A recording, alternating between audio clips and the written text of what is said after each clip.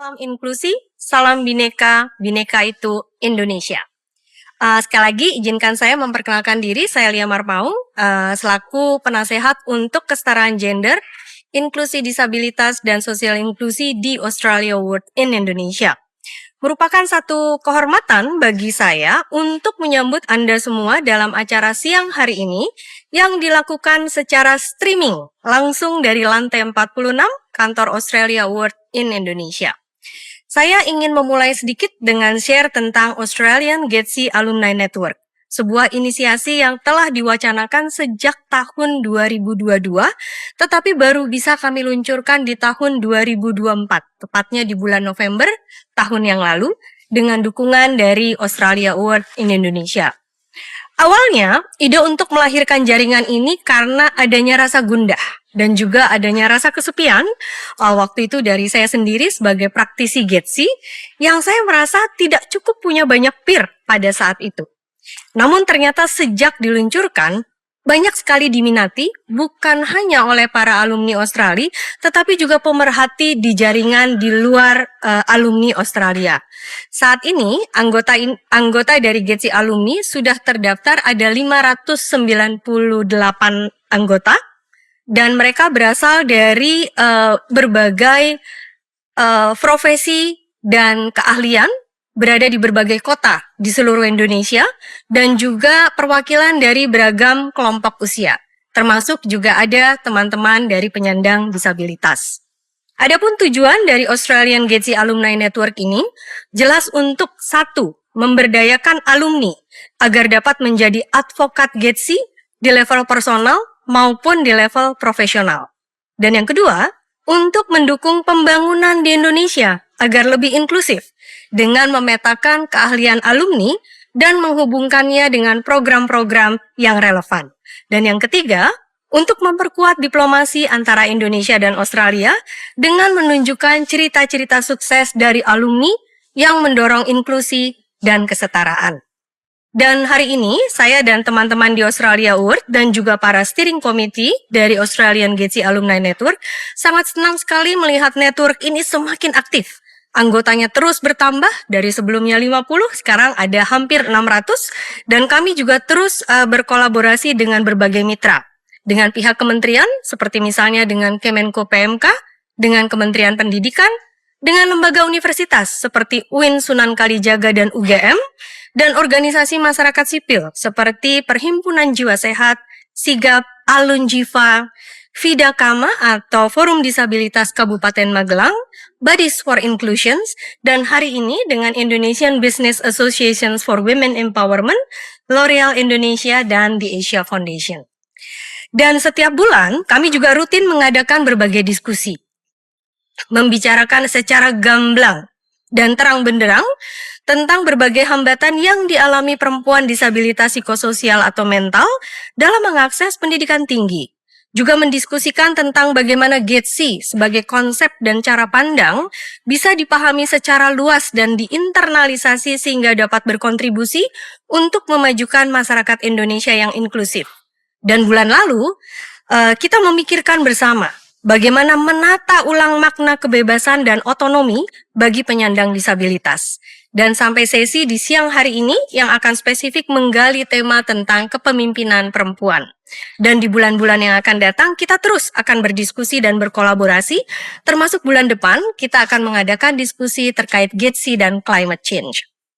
Teman-teman sekalian, sebelum kita memulai diskusi hari ini, izinkan saya untuk menyampaikan penghargaan yang sebesar-besarnya kepada semua pihak yang telah membuat acara ini bisa terwujud. Kepada para panelis kita siang hari ini, kepada Ibu Wita Krisanti selaku Executive Director dari Indonesia Business Association for Women Empowerment. Terima kasih Ibu. Ibu Melanie Masriel, Chief of Corporate Affairs, Engagement and Sustainability dari L'Oreal Indonesia. Dan kepada Bapak Dr. Muhammad Mustafa, Program Director for Democracy and Governance dari The Asia Foundation. Terima kasih sudah siap berbagi insight yang pasti saya yakin akan sangat membuka perspektif kita.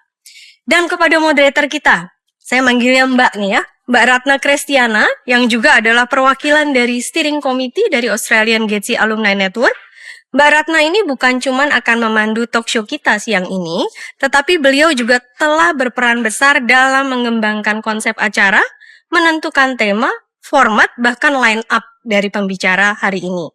Dan juga terima kasih saya kepada tim di Australia Award yang telah bekerja keras memastikan segala persiapan dan penyelenggaraan kegiatan talk show kita pada siang hari ini. Terima kasih untuk kolega saya, ada Vina Andriani, Karina Santika, Sarah Maulina, dan semua tim teknis yang telah terlibat membantu kami.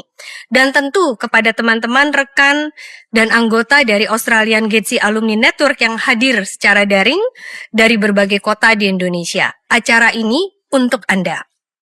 Teman-teman, kita semua tahu berbicara soal kepemimpinan perempuan di ruang publik itu bukan cuma soal representasi. This is about power, this is about agency, and this is also about voice. So, walaupun kemajuan itu sudah banyak, kenyataannya masih banyak perempuan yang menghadapi hambatan untuk bisa duduk di meja pengambilan keputusan, entah di pemerintahan, di dunia bisnis, ataupun di organisasi masyarakat.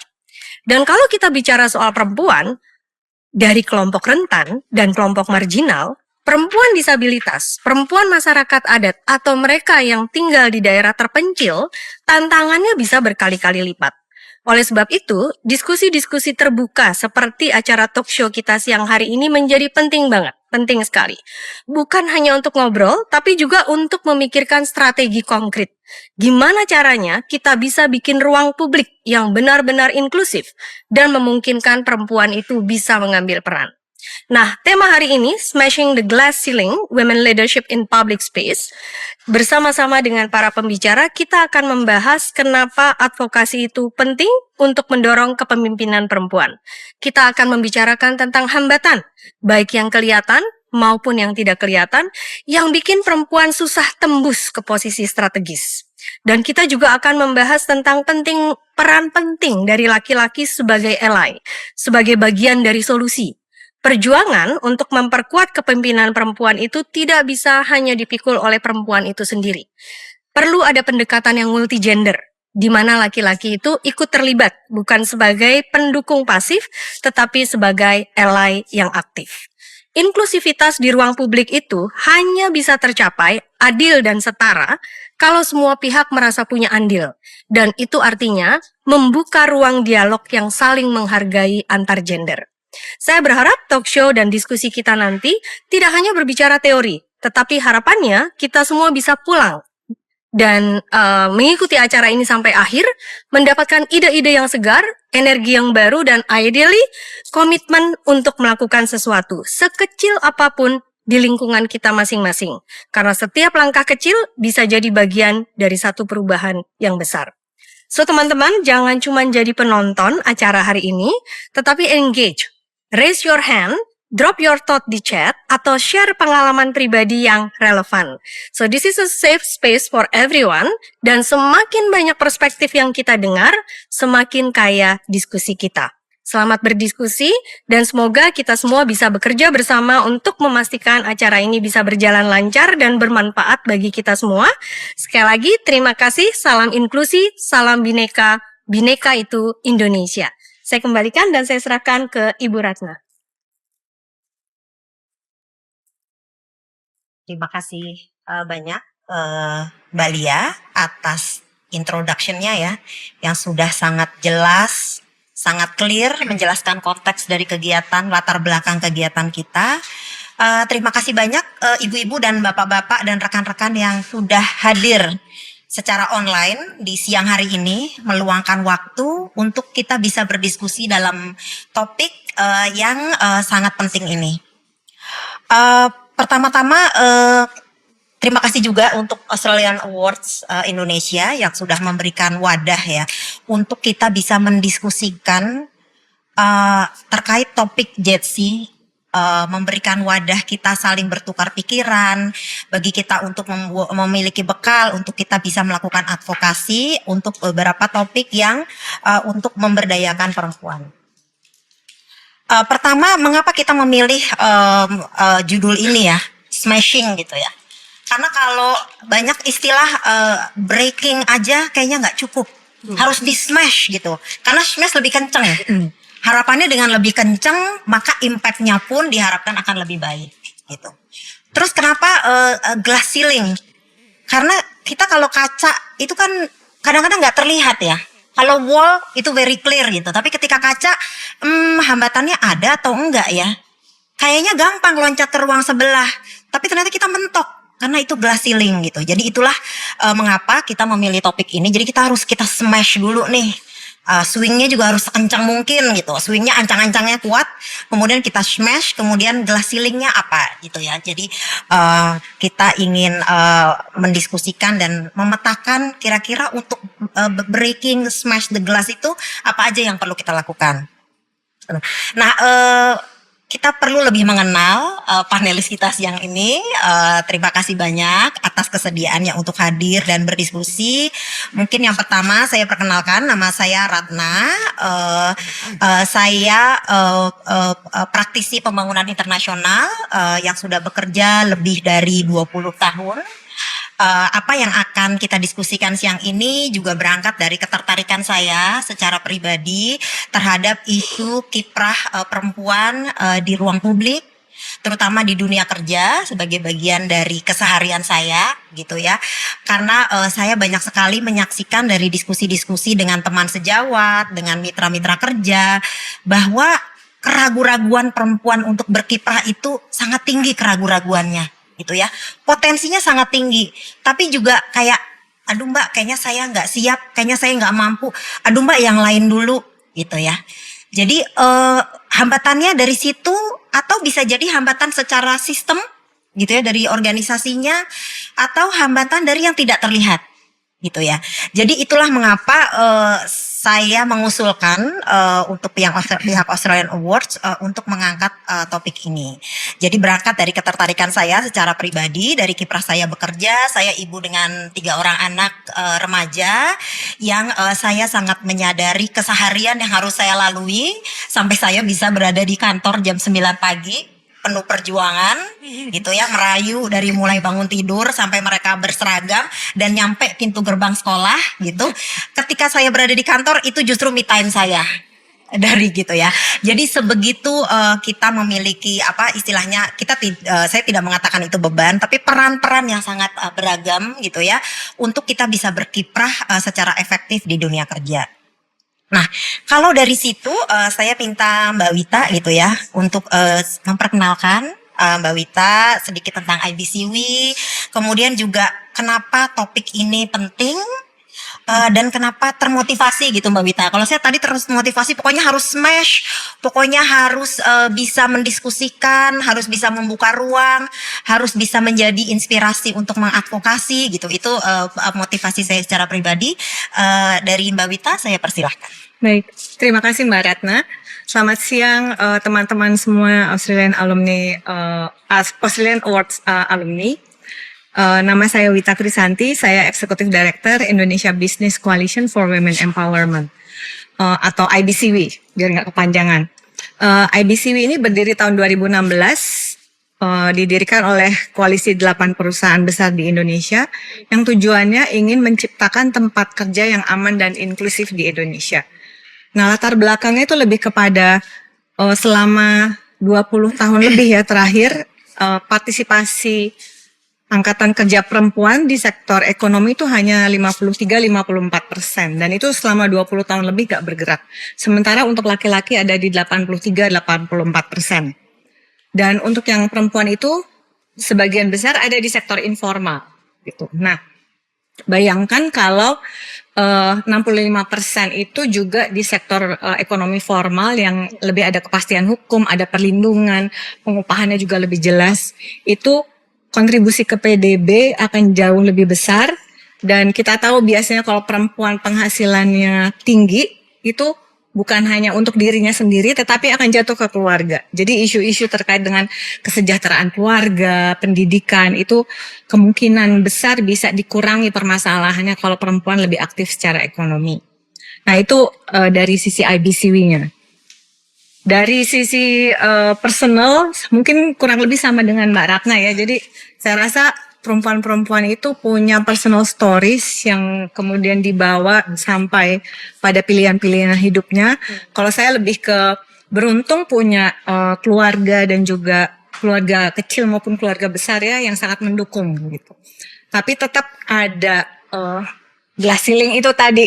Jadi kayak pesannya, kamu boleh sekolah setinggi-tingginya, kamu boleh berkarir setinggi-tingginya. Tapi, nah, tapinya itu yang tetap ada gitu. Tapi rumah harus beres, kalau nanti udah punya suaminya harus diurus, anaknya juga diurus, seperti itu. Nah, itu yang kemudian dalam perjalanan hidup saya menimbulkan pertanyaan gitu. Kenapa pesan-pesan ini hanya pada perempuan? Terus juga dilema ketika perempuan bekerja itu dan memasuki usia menikah punya anak, itu kenapa hanya perempuan yang punya dilema untuk melanjutkan karir atau harus mengurus anak. Nah itu yang kemudian membawa saya pada pilihan di berapa ya, mungkin 8 tahun terakhir untuk memilih masuk ke isu-isu tentang pemberdayaan perempuan, terutama untuk perempuan-perempuan yang ada di missing middle ini. Jadi perempuan-perempuan pekerja kantoran. Karena biasanya asumsinya dianggap kalau udah di kantor, udah beres. Dianggap kelas menengah bisa berjuang sendiri. Tetapi kenyataannya banyak sekali barriers yang masih dihadapi dan memerlukan dukungan dan juga suaranya harus bareng-bareng. Dan yang nanti akan kita bahas juga banyak adalah tentang keterlibatan laki-laki di dalam usaha-usaha untuk mencapai tempat kerja yang lebih setara dan adil. Demikian. Terima kasih. Terima kasih banyak Mbak Wita. Data-datanya tadi sudah sangat jelas ya. Tadi ada 80%, kemudian untuk perempuan 50%-an gitu. Nah, sebelum kita diskusi lebih lanjut dari apa yang tadi Mbak Wita sampaikan, saya beralih dulu ke panelis berikutnya, Pak Mus. Ya, ya Pak Mus. Pak Mus bisa share sedikit tentang program yang Pak Mus lakukan, gitu ya. Kemudian juga mengapa Pak Mus sebagai individu kemudian tertarik ketika saya kontak, oh iya nih diskusi yang sangat menarik dan harus bisa hadir untuk menyuarakan apa yang selama ini menjadi something that Pak Mus believe gitu ya, untuk bisa berkontribusi terhadap perubahan yang lebih baik. Silakan Pak Mus. Oke, baik. Terima kasih Mbak Ratna. Ya, ini teman saya, mentor saya lah urusan banyak hal. Mbak Lia dan teman-teman AI yang undang kita semua dan juga para narasumber. Yang sebenarnya kayak nggak ada masalah ya, kalau kita ketemu dengan 4 perempuan ini kan semua kayak nggak ada masalah. Tapi di luar sana pasti masalahnya lebih banyak. Saya dari The Asia Foundation. The Asia Foundation memang lembaga internasional, kita bekerja di 19 negara Asia. Terus headquarter-nya di San Francisco, we have been di Indonesia 80 tahunan. Dan salah satu isu yang kita concern sejak awal, terutama pasca reformasi, yaitu memang urusan situasi gender. Asia Foundation saya kira satu dari sekian banyak organisasi yang sangat kuat mendorong dari awal, misalnya kebijakan yang mainstreaming gender, budgeting yang mainstreaming gender, partisipasi perempuan di dalam politik, bahkan penguatan perempuan-perempuan politik. Jadi kami tentu sangat concern dan sampai sekarang, Mbak, kalau di semua program kita, nggak ada program kecuali GETSI-nya jelas. Nggak ada program bisa lewat kalau kita nggak punya analisis gender dan tidak punya kepastian sejauh mana equality ini bisa diperoleh di ujung program. Jadi kami memang bekerja di dalam isu itu sudah lama. Nah, kalau secara personal, ini sebenarnya melanjutkan keresahan-keresahan bersama. Saya kira kalau kita bicara tentang isu gender ini kan lama ya. 25 tahun terakhir saya kira cukup progresif diperkenalkan. Kalau kita bisa flashback gitu ya. Kira-kira kita punya 2 dekade dengan terjemahan baru tentang tafsir perempuan. Kita lihat munculnya pemimpin perempuan, terbukanya peran banyak sekali program perempuan di berbagai bidang ya. Bahkan mungkin kalau kita bandingkan 20 tahun lalu, orang itu selalu mempertanyakan, kok perempuan bisa sih? Sekarang itu udah jadi maklum. Sepak bola perempuan kita dukung habis-habisan, kira-kira begitu ya. Jadi ada progres gitu. Tapi kalau di pengalaman pribadi, sebenarnya ternyata nggak seindah itu. Saya juga mengenal banyak sekali pemimpin perempuan yang ternyata memang kendalanya cukup banyak. Sehingga tadi kelihatannya sama, tapi ya ternyata 50% adalah perempuan bisa bekerja, 80% bagi laki-laki. Di politik kelihatannya kita lihat perkembangan cukup baik, tapi di balik itu nanti banyak cerita tentang itu. Jadi ketika saya diajak, bagi saya ini adalah forum-forum yang selalu kami manfaatkan, membuka ruang-ruang dimanapun. Terutama Mbak, saya percaya AAI ini, alumninya, pasti champion. Itu pasti. Terutama di lembaga, di institusi negara, di institusi swasta, dan atau institusi pendidikan. Jadi saya berharap diskusi kali ini adalah memang menggerakkan champion itu. Karena bagaimanapun kerja ini butuh dorongan yang sangat kuat, dan semoga teman-teman yang di AAI yang dengan posisinya yang sudah champion ini bisa menginspirasi di tempatnya masing-masing. Saya kira itu yang buat saya semangat datang ke sini. Ya, ya. Thank you. Terima kasih banyak Pak Mus. Saya baru tahu kalau Pak Mus semangat ternyata ya untuk datang ke sini. Nanti kita akan diskusi lebih lanjut yang tadi Pak Mus sampaikan ya terkait partisipasi di sektor politik. Kemudian bahwa sudah ada progres. Tapi tadi kita sempat diskusi juga ya Pak, indikator-indikatornya apa sih bahwa kita sudah berprogres gitu. Itu mungkin nanti menarik juga untuk kita lebih lanjut. Nah, untuk selanjutnya saya senang sekali siang ini mendapatkan rekan baru yaitu Mbak Mel dan dari sektor yang mungkin cukup buat saya agak sedikit asing ya Mbak, karena saya tidak banyak berinteraksi dengan korporasi besar seperti itu.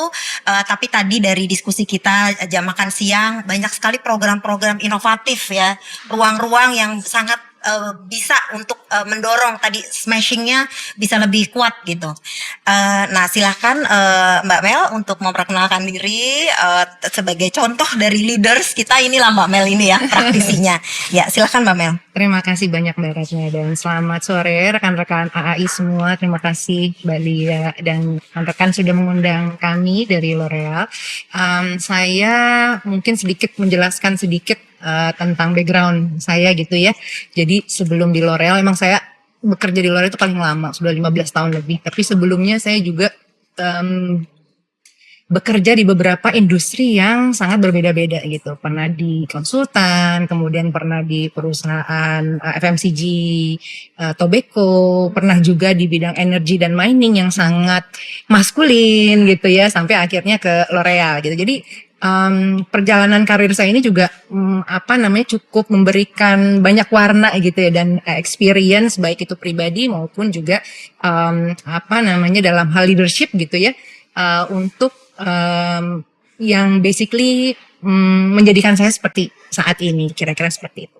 Nah mungkin saya sedikit cerita tentang L'Oreal sendiri gitu ya. L'Oreal perhaps many of you knows, kita adalah perusahaan kosmetik, we're the number one cosmetic company in the world gitu ya. Kita punya sense of purpose, yaitu create the beauty that moves the world gitu. Moves the world adalah ya dunia ini harus berubah ke arah yang lebih baik, basically seperti itu gitu. That's why mungkin kalau bisa dilihat dari program-program dan juga semua tema yang kita usung itu tentunya banyak sekali berkenaan dengan inclusivity dan terutama peran-peran perempuan dan proteksi terhadap perempuan untuk lebih baik, kira-kira seperti itu. Aku mungkin bisa ceritain satu contoh gitu ya yang nyambung sama tema yang akan kita diskusikan tentang hari ini, yaitu advocacy. Why advocacy for women leadership is very very important gitu.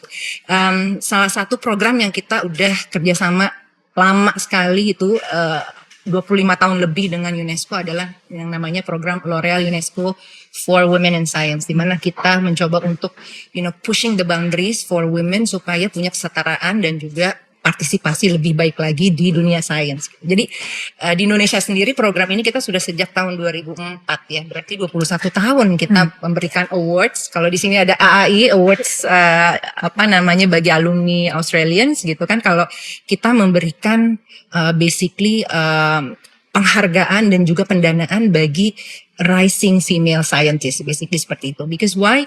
We believe that it's important untuk dunia sains itu punya kesetaraan dan keterlibatan perempuan lebih baik lagi. 21 tahun program ini, dan aku juga 15 tahun di L'Oreal, banyak bergaul gitu ya sama para scientist ini gitu ya. Para scientist ini pernah cerita satu story yang menurut aku dek banget gitu.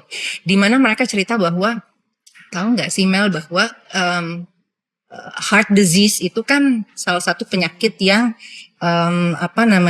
killers lah ya in all countries around the world gitu. Dan ternyata symptoms yang dirasakan perempuan sama laki-laki itu berbeda gitu. Dan itu baru ketahuan dari satu jurnal yang dipublish sekitar tahun 1999 gitu. So can you imagine selama sebelum tahun itu gitu ya, perempuan tidak terdeteksi dengan benar dan tidak termanage dengan benar dalam hal ilmu kardiovaskular, kardiologi ini seperti itu gitu. Sehingga inilah pentingnya itu udah membuktikan banget gitu ya gimana perempuan itu keterlibatannya baik dari sisi risetnya, dari sisi samplingnya itu penting karena perempuan sama laki-laki itu memang secara lahirnya itu berbeda gitu, dan memang dibutuhkan sekali keterlibatan perempuan. Itu sih yang nempel banget sama aku. Dan juga mungkin kalau kita lihat sekarang gitu ya di kabinet mungkin itu sangat sayangkan mungkin gitu ya, hanya 4 perempuan yang ada di kabinet kita dibanding 48, which is berapa 8% ya Pak ya. Ibu Sri Mulyani juga keluar saat ini, itu juga leadership yang mungkin sangat dibutuhkan gitu loh, inclusivity-nya. Tapi at the same time UMKM perempuan itu paling besar, UMKM itu paling besar perempuan, 64% kalau nggak salah gitu loh. Jadi ada keseimbangan yang diperlukan di sini, sehingga buat kita di L'Oreal juga kita selalu membangun atau memupukkan satu kondisi, satu workplace, satu policy, benefit yang kita samaratakan perempuan dan laki-laki, supaya kenapa both female and male in our organization can prosper basically, baik dari sisi pelatihannya, dari career developmentnya dan lain-lain. Mungkin kita bisa cerita lebih lanjut lagi gitu loh, dan banyak sekali program-program yang kita jalankan untuk memastikan itu sih perempuan bisa prosper. Karena we know very well bahwa perempuan itu mungkin perlu ada difur dikit ya kalau udah bekerja, karena mungkin ada keterbatasan dalam hal mungkin mau melahirkan dulu gitu ya, maternity leave dulu, atau pengen jeda pekerja dulu, tapi gimana mereka bisa abis itu catch up gitu sih. Padahal kalau kita lihat perempuan dari sisi dari umur sekolah itu mungkin perempuan-perempuan atau anak-anak perempuan itu jauh lebih maju ya, sekolahnya lebih pintar di sekolah kebanyakan daripada anak laki, karena prefrontal cortex itu jauh lebih develop dan lain-lain. Tapi gimana kita akhirnya bisa menyelaraskan dan bisa sama-sama bersaing dan climb up the ladder in leadership. Ya. Thank you Mbak. Ya, terima kasih banyak Mbak Mel. Ya tadi menarik terkait representasi ya, bahwa angka, bahwa statistik itu penting gitu ya. Kita akan mengangkat tentang data, kemudian tapi juga powerful stories ya. Powerful stories itu penting. Untuk isu GETSI terutama ya, penting untuk kita mendapatkan representasi dan mendapatkan voice gitu. Tadi kalau Mbak Mel sampaikan, ternyata kalau perempuan yang menduduki posisi tertentu itu bisa mendiskusikan hal yang mungkin tidak terjamah gitu kira-kira. Kalau posisi itu tidak diduduki oleh perempuan, atau inklusi di bidang GETSI ya, untuk penyandang disabilitas dan inklusi sosial, pelibatan itu menjadi penting karena kita tidak tahu kebutuhannya, challenge-nya tanpa terwakili oleh suara yang memang mewakili dari kelompok tersebut. Ya, dan itu mengapa kemudian isu GETSI ini penting untuk menjadi suatu diskusi yang tersendiri.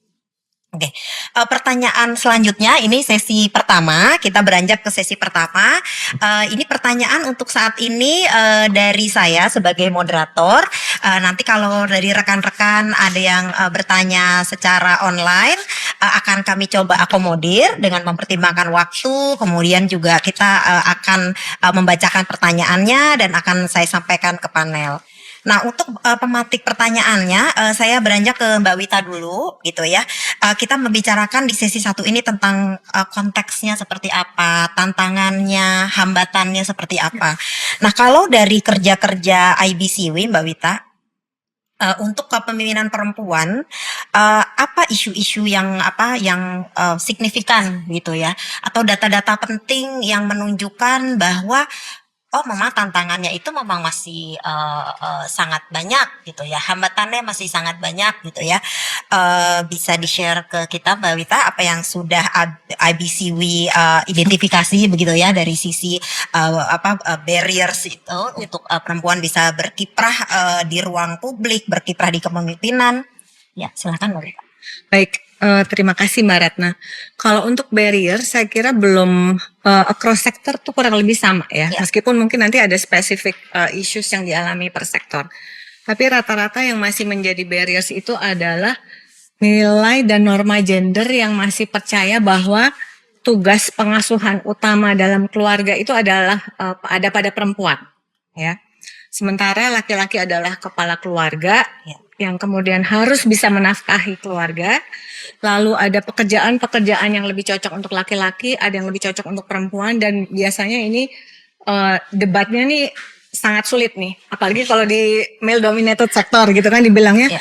nggak bisa perempuan di such, itu panas, nanti hitam, nanti kenapa gitu. Terus tempat kerjanya kurang memadai, terus juga bilang alat-alatnya berat gitu. Tapi nanti saya ceritakan bahwa itu sebetulnya bisa di unpack lagi dan nggak harus menjadi hambatan. Jadi itu. Terus ada juga masih juga tahun 2025 yang percaya bahwa laki-laki lebih pantas menjadi pemimpin ketimbang perempuan. Ya. Nah, 4 norma gender yang sudah ada sebelum mungkin sebelum kakek nenek kita itu masih terus dibawa sampai sekarang dan terrefleksikan dalam tempat kerja.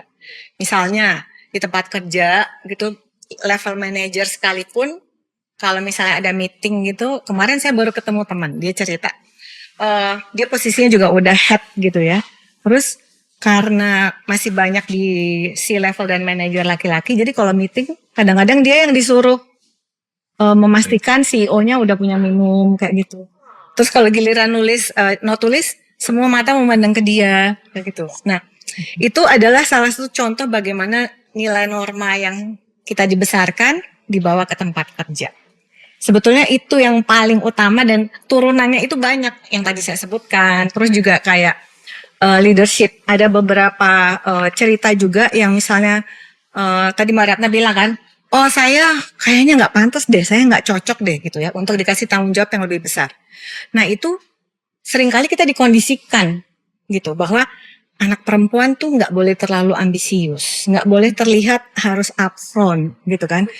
Don't speak your mind gitu, harus kelihatan down to earth gitu. Ya. Pokoknya nggak boleh menampakkan ambisinya deh gitu. Karena kalau misalnya dia menampakkan ambisinya, dibilangnya ambisius. Sebenarnya kalau laki-laki, wah dia bagus ya, dia punya drive gitu. Dibilangnya drive. Nah, jadi itu yang menjadi hambatan-hambatan. Sehingga seringkali perempuannya sendiri yang kemudian membuat barriersnya itu gitu. Kayak misalnya ada satu cerita juga yang pernah kami dapatkan. Dia ini manajer perempuan, salah satu persyaratan di tempat kerja itu dia penempatan di berbagai daerah itu menjadi salah satu kriteria penilaian kinerja. Nah, dia sudah berkonsultasi nih dengan stakeholder ya, termasuk di rumah ya. Udah dapat izin bahwa oke, dia boleh ditempatkan. Pas dia menghadap atasannya bilang, "Wah, maaf, saya udah cancel promosi kamu ke daerah." Terus tanya, "Kenapa?" "Ya karena saya lihat kamu masih punya anak kecil, kasihan kalau kamu harus pindah membawa anak-anaknya. Terus nanti suami kamu gimana?" Kayak gitu. Nah, bagi kami itu says a lot ya. Kelihatannya sepele, tetapi itulah yang kemudian menjadi si glass ceiling dan kemudian menjadi si sticky floor-nya itu, sehingga perempuan sulit untuk bisa maju. Baik itu karena dikondisikan sehingga dia embracing those values dan menganggap saya nggak pantas, saya belum bisa, saya nggak boleh begini. Dan kemudian juga menjadi sistemik. Ekosistemnya kemudian juga mengiyakan kondisi seperti itu. Nah, tapi jangan salah, laki-laki sebetulnya juga suffer gitu. Hari gini laki-laki harus menghidupi seluruh keluarga. Ya, kan sulit ya gitu.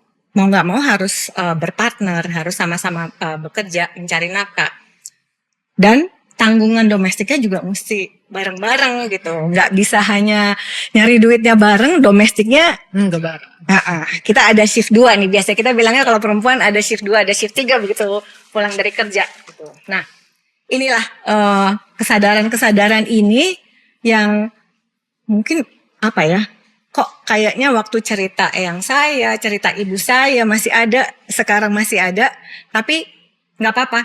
Memang harus mungkin harus di smash itu kali ya Mbak Ratna ya. Selama ini kita cuman mau break aja, tapi mungkin udah waktunya di smash beneran. Iya, gitu. Oke.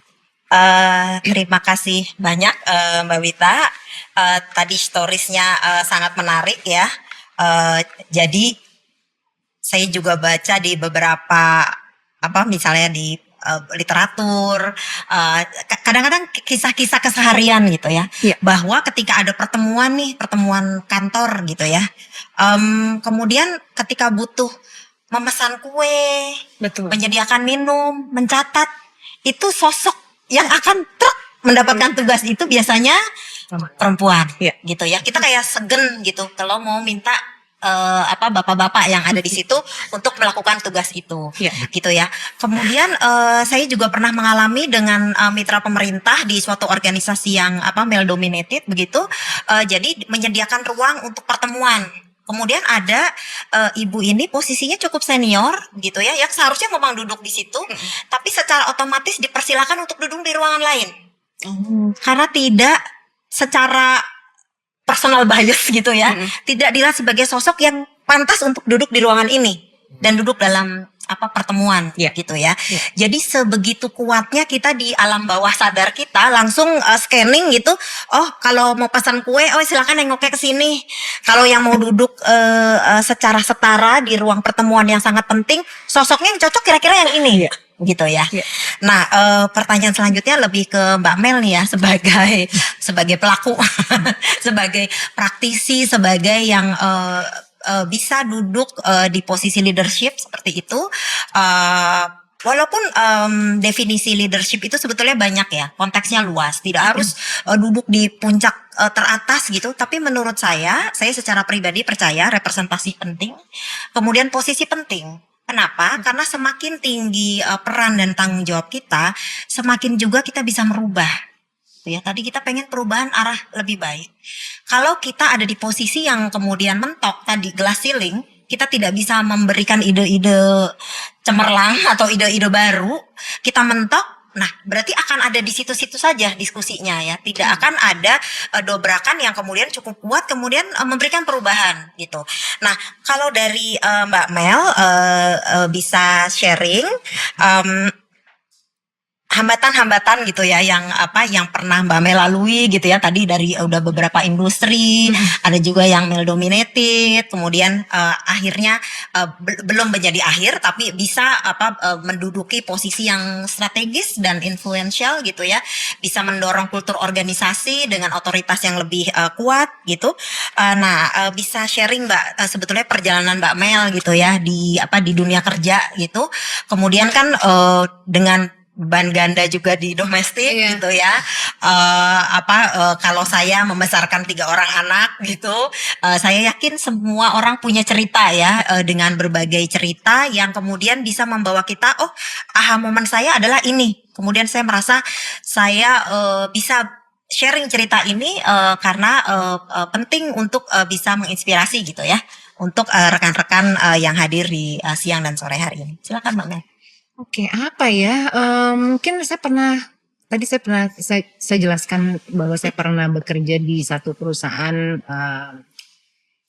energi gitu ya. Dan pada saat itu memang posisi corporate affairs atau marketing communications itu belum pernah ada di perusahaan itu gitu. Jadi mereka meng-hire saya tuh untuk basically develop this new division bisa dibilang gitu. Dan challenge-nya luar biasa besar nih ya pas saya masuk gitu, pas ngeliat ini belum pernah ada divisinya. Kemudian karena di situ kebanyakan mungkin orang-orang teknis dan lain-lain gitu loh, it's really hard for us, apalagi perempuan nih gitu yang masuk perempuan nih gitu ya, untuk bisa convince the importance of this division gitu ya. Sedangkan ini perusahaan konstruksi yang memang kontraktor oil and gas dan mining yang memang sebenarnya untuk membuka jejaring, membuka klien dan lain-lain itu kan memang perlu untuk ada promosi dan lain-lain seperti itu gitu. Jadi itu yang mungkin saya juga merasakan pada saat itu bahwa gimana ya caranya gitu ya, karena mereka mungkin sibuk dengan pekerjaan mereka masing-masing dan lain-lain, tapi mungkin dari situ aku juga melihat bahwa sebenarnya ada kelebihan kita juga sebagai perempuan, di mana kita sebagai perempuan sebenarnya kalau kita bisa mempergunakan kelebihan kita gitu ya, di mana kita mungkin bisa punya komunikasi yang lebih baik, kita bisa menjelaskan dengan lebih baik gitu ya, dan lebih runut gitu loh dalam mengconvince ya bahwa this thing is important, you need to have this and we need to work together gitu. Itu sebenarnya kadang-kadang satu karakter atau pelajaran yang kita akan dapetin di tempat kerja sambil jalan gitu loh. Karena kita harus ngelihat apa ya yang harus kita lakukan. Jadi aku ngerasa sebagai perempuan gitu ya yang mencoba untuk berkarir itu kita harus memutar otak lebih kuat gitu ya untuk bisa mencari jalan dan kita mencapai tujuan yang kita inginkan seperti itu. Dan it doesn't matter if you have this, perseverance, kemudian juga percaya diri gitu ya bahwa gue di hire karena ya the company thinks this is important, so I have to do it and you guys have to respect what I do gitu loh. Jadi hal-hal seperti itu aku coba jalankan dan sampai akhirnya mereka juga melihat this is important, let's do it, dan sampai saat ini aku rasa fungsi itu berjalan dengan baik di perusahaan itu gitu. Sampai akhirnya aku pindah ke L'Oreal gitu yang melihat bahwa ya perusahaan seperti L'Oreal gitu yang memang kesadarannya terhadap equality gitu ya, inclusivity itu jauh lebih tinggi. Itu that matters gitu loh. Terutama sekarang aku 10 tahun di L'Oreal juga ya, berada di dalam manajemen komitinya L'Oreal gitu ya. Kita saat ini kebanyakan kita punya rate itu perempuan dan laki-laki itu porsinya sama yang duduk di manajemen komite gitu loh. Saat ini 6-7 ya, 6 orang perempuan, 7 orang laki-laki seperti itu. Dan diskusi kita yang tiap bulan kita bertemu di manajemen komite meeting yang maksimum 5 jam ya, itu kita selalu meluangkan at least 20% of that discussion is talk about our people and what's happening in the company gitu. Itu yang menurut aku mungkin membedakan ya perusahaan-perusahaan seperti kita yang memang representasi perempuannya ada, prinsipal atau policy terhadap inclusivity-nya itu sudah ada gitu ya, sehingga lebih memikirkan yang namanya welfare gitu loh. Welfare of the employees gitu loh, be it perempuan atau laki-laki gitu sih. Dan kita ngerasa bahwa ya memang harus dijalankan seperti ini, karena namanya kesuksesan satu perusahaan itu bisa dibilang ya karena people-nya ya. Kalau people kita itu kita memilih orang dengan tepat, kita memberikan benefit yang tepat dan juga melatih mereka dengan tepat, then the company can prosper. So mungkin Mbak. Ya. Terima kasih Mbak Mel. Sambil saya lihat yang dari online. Ini sebelum ke Pak Mus ya, Pak Mus, saya coba lihat dulu pertanyaan dari teman-teman yang join secara online. Pertanyaannya adalah, sebenarnya secara normatif perspektif GETSI itu sudah ada, namun dalam implementasinya individual banyak yang berjuang sendiri ketimbang dukungan yang sistem yang ada. Strategi itu yang lebih baik bagaimana ya, gitu ya. Memang rasa berjuang sendiri itu udah pasti sangat berat ya, gitu. Kalau kita sebagai individu ya, kita bangun kemudian mengecek tugas kita hari ini, banyak banget kayak capek banget gitu, kemudian juga kayak aduh beban saya kok banyak banget, tapi ketika kita sharing terhadap beban itu dengan sesama yang kira-kira memiliki barrier yang sama gitu, kita langsung stronger gitu ya. Jadi itu penting gitu ya, dan itu kenapa juga ada wadah ini, ada diskusi ini. Nah, tapi tadi ada juga pertanyaannya kalau secara sistem itu baiknya seperti apa gitu.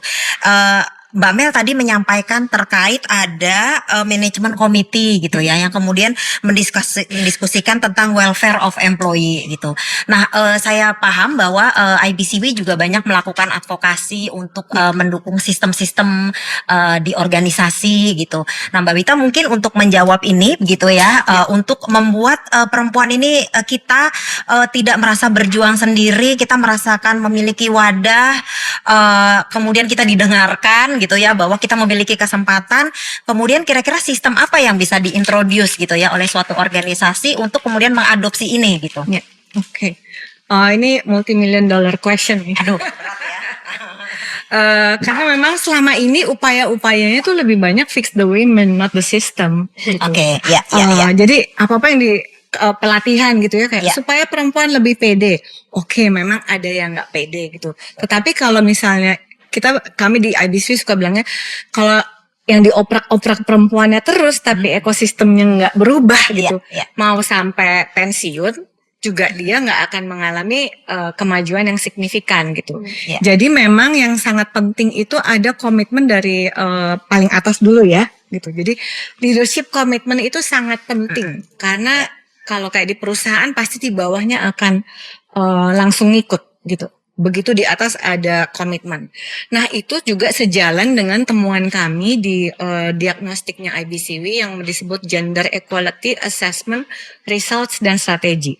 Jadi perusahaan-perusahaan yang skornya atau kondisi kesetaraan gendernya sudah oke ya, lumayan lah gitu atau oke, atau bahkan ada yang good practice seperti L'Oreal, itu komitmen dari top manajemen itu biasanya tinggi.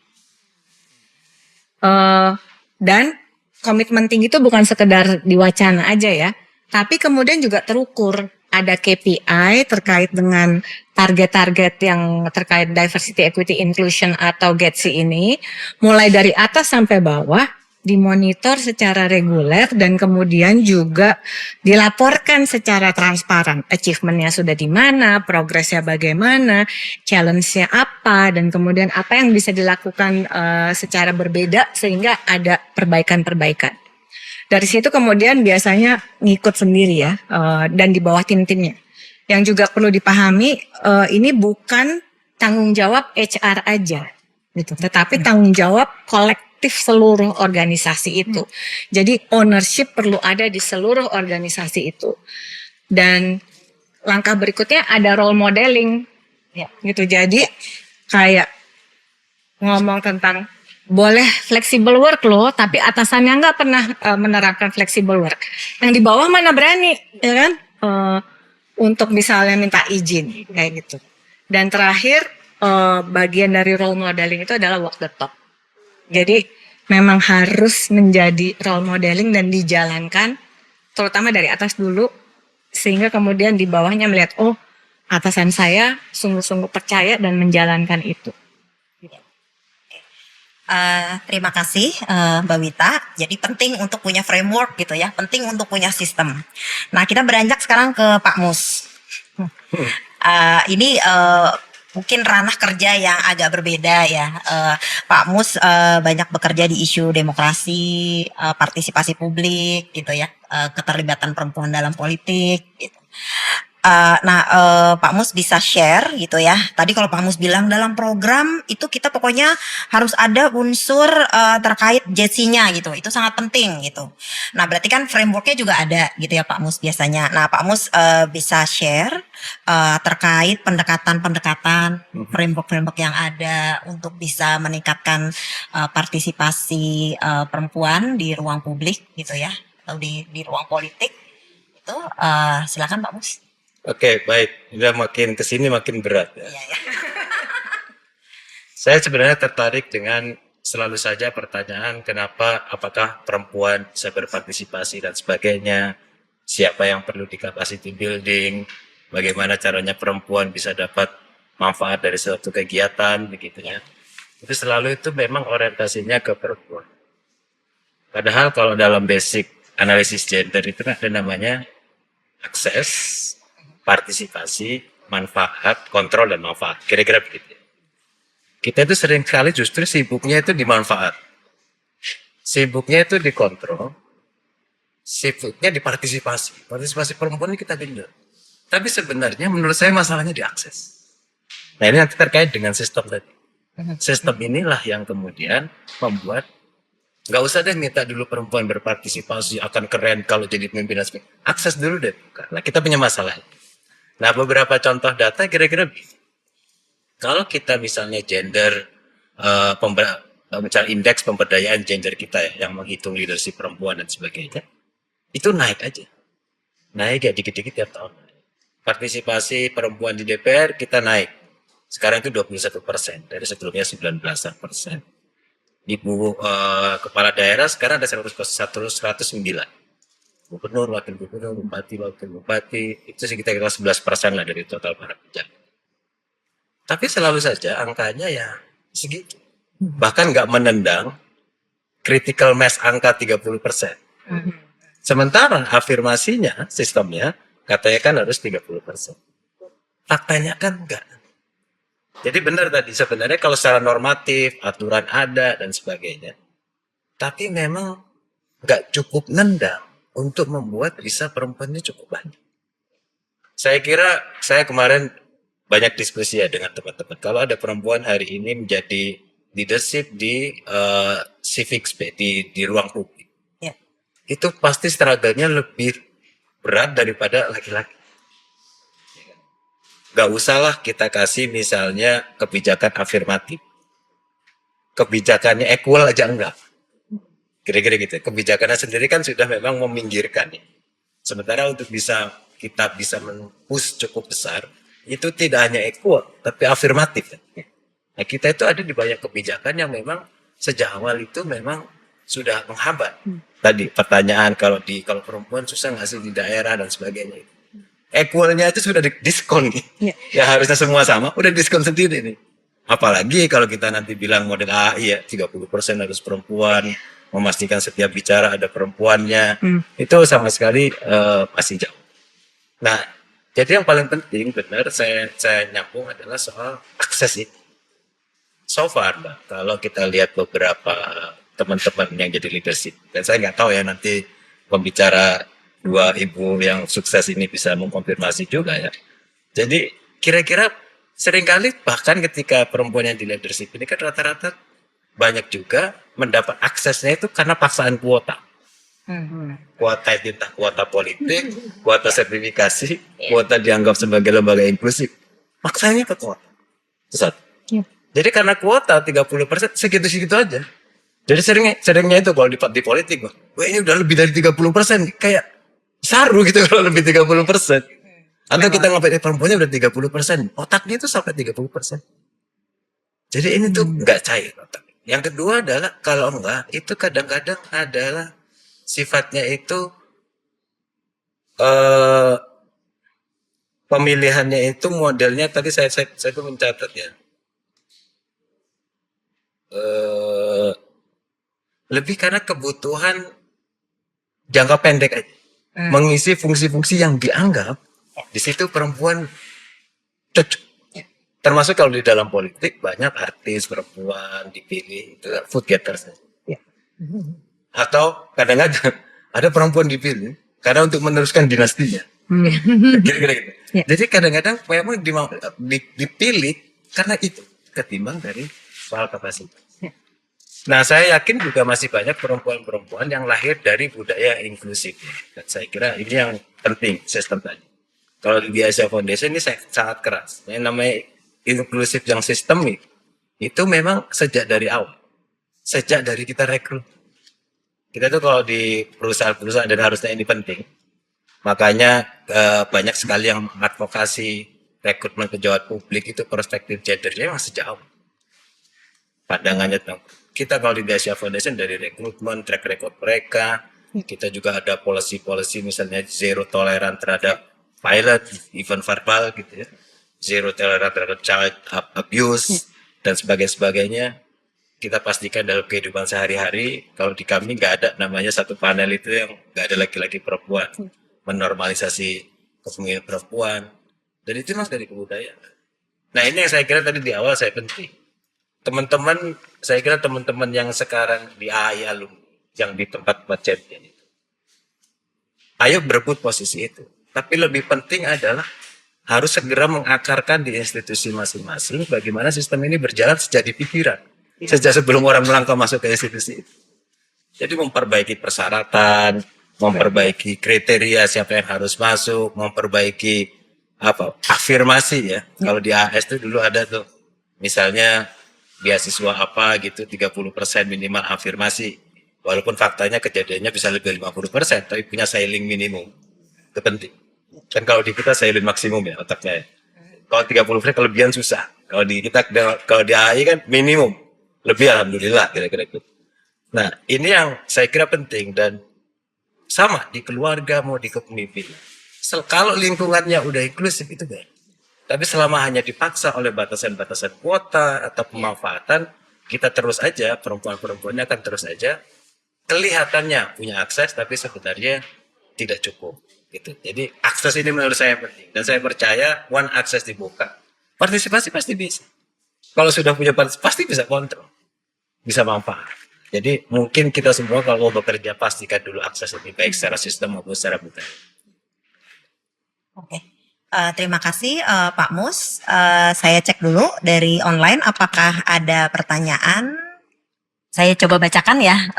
Apakah ada strategi lain untuk wanita bisa mengembangkan karir tanpa melihat glass ceiling tersebut?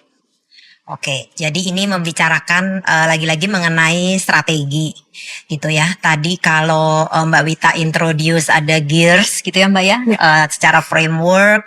Kemudian di sektor politik ada kuota 30% yang sebetulnya juga belum tercapai gitu. Kemudian di perusahaan seperti L'Oreal mungkin mungkin ada yang bisa di-share Mbak Mel terkait apakah suatu perusahaan itu apakah memiliki target itu kemudian bisa mendukung gitu kira-kira ya, bahwa indikator itu penting, iya gitu ya, bahwa indikator apakah itu 50%, apakah itu 30% dan sebagainya, itu bicara mengenai quantity, nah sekarang mengenai quality-nya gitu ya. Jadi mungkin strategi, ketika kita bicara strategi kemudian ada yang kuantitatif, ada yang kualitatif gitu. Mungkin saya dapat perspektif dulu dari Mbak Wita gitu ya, yang kuantitatif seperti apa, kemudian dibarengi secara kualitatif seperti apa gitu. Dari Mbak Mel juga mungkin nanti bisa di-share ya Mbak ya, sebagai policy perusahaan itu seperti apa. Saya sebetulnya gini, kalau intangible itu sebetulnya kan kita nggak pernah, posisi ini hanya boleh diisi laki-laki itu nggak pernah ada gitu ya sebetulnya gitu. Tapi kemudian ketika kok kalau perempuan menduduki posisi ini kesulitannya akan sangat tinggi gitu. Jadi membuat they are getting the seat on the table, tapi kemudian tidak bisa berpartisipasi di table itu begitu ya secara maksimal gitu. Mungkin dari Mbak Wita dulu bisa di-share ya. Nah ya, persoalan quantity versus quality ini juga memang sering jadi persoalan ya. Udah punya target affirmative action, tapi affirmative actionsnya belum ada. Tadi yang dibilang sama Pak Mus tadi, persoalan udah ada nih targetnya. Tapi kemudian misalnya akses, dari persoalan akses nggak ada akomodasi. Misalnya punya target hiring 2% teman-teman dari disabilitas. Tapi fasilitasi belum ada. Teman-temannya udah masuk, terus jadi nggak bisa ngapa-ngapain kan. Nah itu sama juga dengan untuk persoalan isu gender itu. Terutama kayak tadi yang Mbak Ratna bilang, ketika perempuan itu sudah masuk tapi kemudian sulit gitu. Nah ini banyak terjadi di mining tadi atau male dominated sector. Dianggap ini sangat keras ya, sektor yang keras gitu dan banyak pekerjaan berat gitu. Tapi zaman sekarang kan juga teknologi udah maju ya. Jadi kayak laki-laki juga akan menjadi encok pada waktunya. Kalau misalnya kebanyakan ngangkat-ngangkat berat tapi nggak tahu positioningnya gimana, pasti akan ada kecelakaan juga gitu, ada cedera gitu. Terus juga ada perempuan-perempuan yang secara fisik lebih kuat daripada laki-laki. Nah, makanya kemudian ditelaah lebih lanjut nih barriers-nya ini, apakah itu bagian dari biologisnya, karena misalnya perempuan punya fungsi reproduksi yang berbeda daripada laki-laki, atau sebetulnya bisa diakomodir dengan teknologi, dengan penyediaan infrastruktur kayak gitu. Salah satu juga contoh yang sering terjadi tuh kalau di site, kalau laki-laki biasanya fasilitas toiletnya ala kadarnya, bahkan cenderung tidak manusiawi. Jadi kemudian ketika mau ada perempuan di situ, jadi kayak, oh ya harus bikin fasilitas toilet yang bagus, dianggap sebagai cost, beban tambahan. Tapi kami tanya ke teman-teman laki-laki, emang bapak-bapak oke, misalnya pipis hanya di lubang begitu, atau fasilitas toiletnya jorok? Mereka bilang, ya enggak bu gitu. Tapi kan kita harus terima gitu. Nah, berarti kan sebetulnya ada isu yang sebetulnya mendasar gitu loh. Ada isu tentang pemenuhan hak-hak pekerja, baik dia perempuan maupun laki-laki. Itu sih. Ya. Terima kasih Mbak Wita. Nah, kalau dari di L'Oreal sendiri ada yang bisa di-share Mbak Mel? Kalau di kita sih sebenarnya ya Mbak ya, kita udah past that era where kita harus kuotain atau apa gitu. It's not there gitu ya kita, karena kita lebih ngelihatnya basically everyone's equal gitu ya, mau dia perempuan laki-laki dalam kondisi apapun gitu ya, you have equal chance untuk bisa berkarir di L'Oreal gitu. Nah sekarang masalahnya tinggal gimana secara perusahaan itu kita bisa mupuk, bisa bangun nih supaya baik perempuan atau laki-laki ataupun yang disabilitas itu punya kesempatan yang sama. Which in this case sistemnya tadi yang seperti Mbak Wita bilang juga, sistemnya, fasilitasnya gitu ya, empowermentnya yang perlu dijalankan, kira-kira seperti itu. Jadi mulai dari polisinya dulu juga gitu ya, itu yang polisinya yang kita memang perbaiki di situ gitu ya. Gimana kita lihat lagi gitu. Oke, polisi-polisi kita tuh kita review bareng gitu ya. Apakah memang sudah memberikan satu kesempatan gitu ya untuk baik perempuan laki-laki untuk sama-sama bisa karir maju terus gitu. Apa yang biasanya contohnya ya flexi hours, hal seperti itu. Itu perempuan di kantor kita ternyata sangat mendukung gitu. Kita punya yang namanya Pulse Survey gitu ya. Pulse Survey itu setiap tahunnya setiap semua karyawan itu ngisi gitu ya, dari sisi engagement, enablement gitu loh. Mereka kurang apa lagi sih supaya mereka bisa bekerja dengan nyaman dan berkarir dengan nyaman di kantor gitu. Jadi masukannya tuh kita benar-benar baca, kita review gitu kan, dan kita lihat ratingnya meningkat atau enggak dan lain-lain. Jadi memang dari situlah kita bisa ngelihat berarti harus ada policy apa, harus ada benefit apa, mungkin dari sisi pelatihan yang seperti apa, seperti itu sih. Jadi basically itu yang harus diperbaiki dulu kalau di kita sih Mbak. Oke. Ya ini pertanyaan ini terkait privilege ya. Ya, diskusi tentang privilege tentunya sangat menarik ketika kita bicara mengenai empowerment gitu. Kemudian melihat dinamika distribution of power gitu ya, power imbalance dan sebagainya. Nah, kalau bicara mengenai disadvantage group atau kelompok marginal, kemudian di isu GETSI, mungkin saya beralih ke Pak Mus dulu nih, gitu ya. Karena sebetulnya ketika kita bicara human rights adalah semua orang memiliki hak yang sama, gitu. Tapi kemudian kita juga menyadari ada ruang-ruang publik yang tidak terisi secara equal, gitu ya Pak Mus. Nah, terkait tadi women leaders yang mengisi posisi publik, tapi ternyata itu dari kelompok privilege gitu kira-kira, gitu ya. Dan ini sepertinya menjadi suatu fenomena yang dalam konteks kita keseharian sangat real gitu ya. Kelompok yang memiliki privilege, kemudian dinasti politik dan sebagainya gitu. Nah, bagaimana perspektif Pak Mus gitu ya?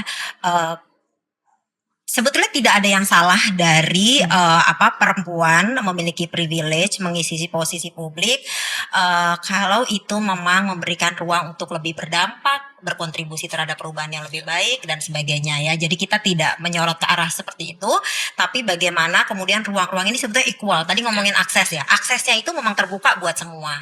Nah, apakah Pak Mus bisa sharing mungkin dari sistem yang ada gitu kira-kira, yang kemudian bahwa aksesnya itu sebetulnya terbuka gitu, tapi apakah kemudian bisa terisi oleh benar-benar yang tanpa ada privilege tertentu gitu, ada akses tertentu dan sebagainya. Jadi mungkin bisa di-share terhadap sistem-sistem yang ada gitu Pak Mus. Kemudian pada prakteknya itu kenapa sih kemudian akhirnya terisi oleh kelompok yang itu saja yang sudah memiliki privilege gitu ya. Oke, Jangan nggak mau. Sorry. saya agak aneh karena pertanyaannya kenapa nggak laki-laki yang menduduki jabatan juga punya privilege kan? Iya. Jadi kenapa ketika itu perempuan punya privilege ditanya? Iya. Ya. Kan sebenarnya kesimpulan di sini kan semua orang yang yang menduduki posisi publik tertinggi kemungkinan punya privilege. Iya. Baik laki-laki maupun perempuan. Jadi menurut saya bahkan pertanyaan itu sendiri memang kita harus evaluasi cara pikir kita. Iya. Sama saja punya privilege, laki-laki juga punya privilege. Iya. Ada nggak yang nggak punya nggak berawal dari privilege? Banyak. Seperti juga laki-laki juga banyak. Semua dengan jalurnya masing-masing. Iya. Tapi yang saya ingin pastikan adalah kalau ada perempuan tanpa privilege sampai ke titik leadership, pasti struggle-nya lebih berat. Luar biasa. Itu aja.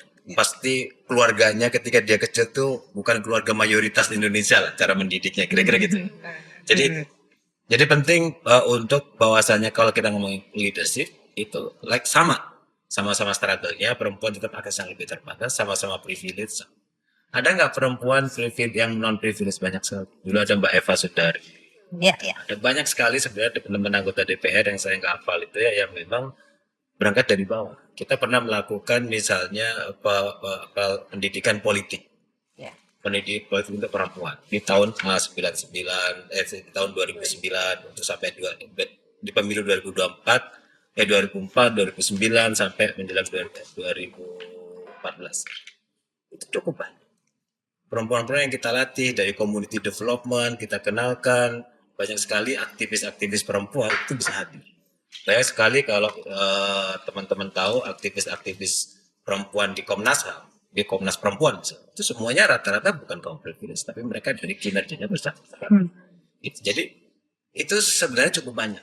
Memang agak berbeda di tahun-tahun belakangan 2019 ke sini. Memang peta politik kita itu sangat privilege based. Ya.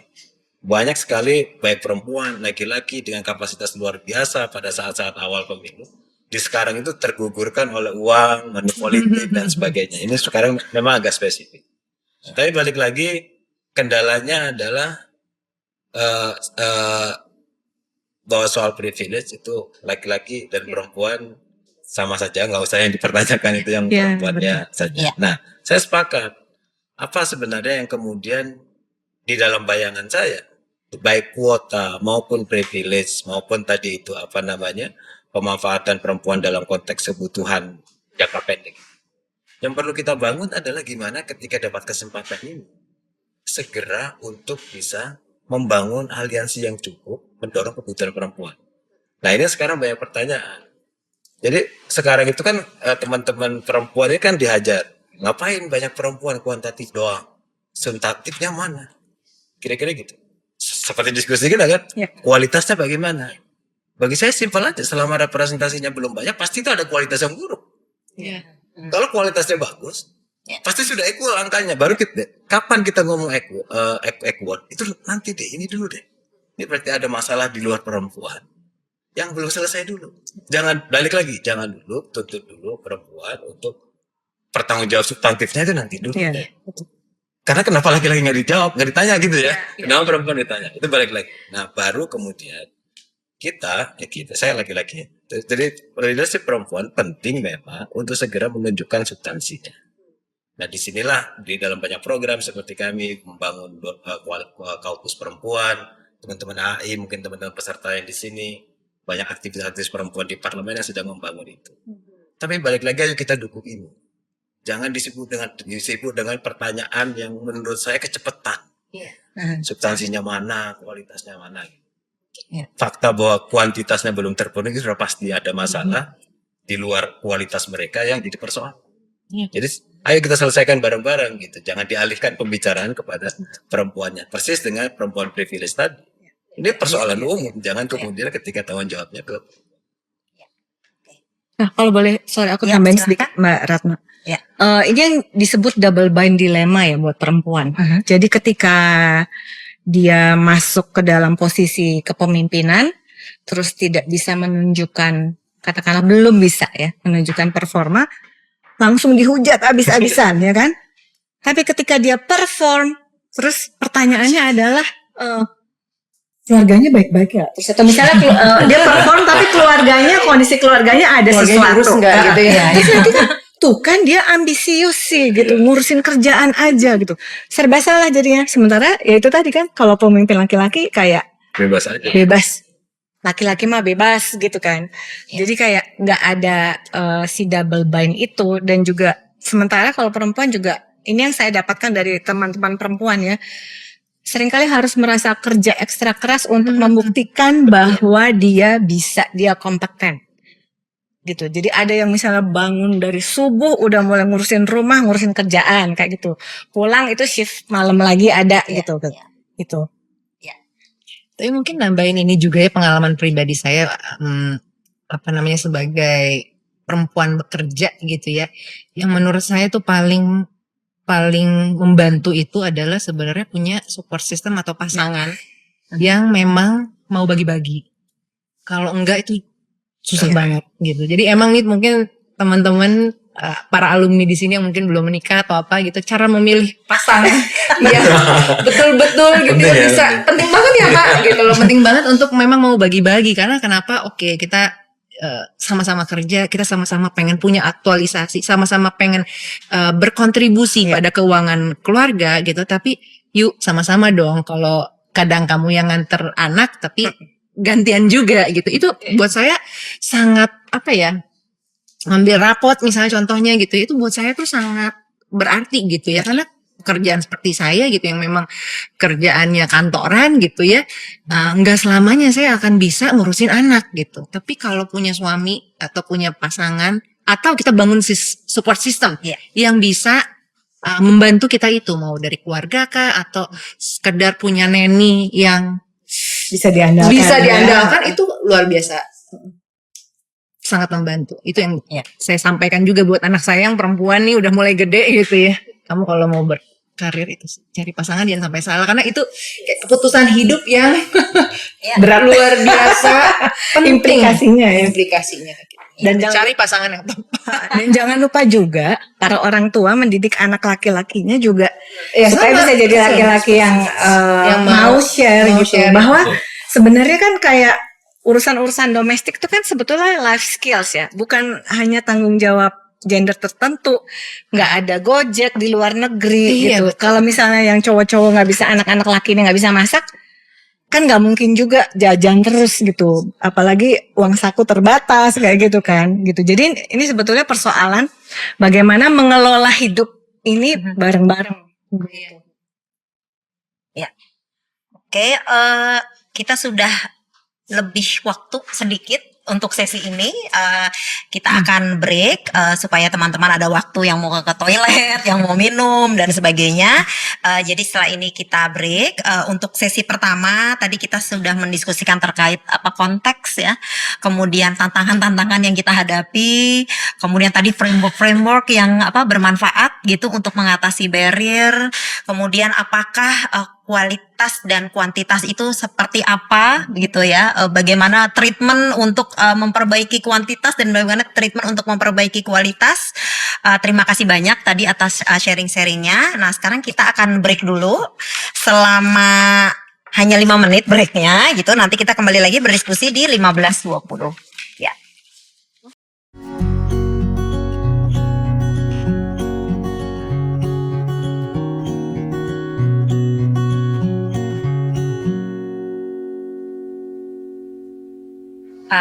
Terima kasih teman-teman yang masih bergabung dalam diskusi ini.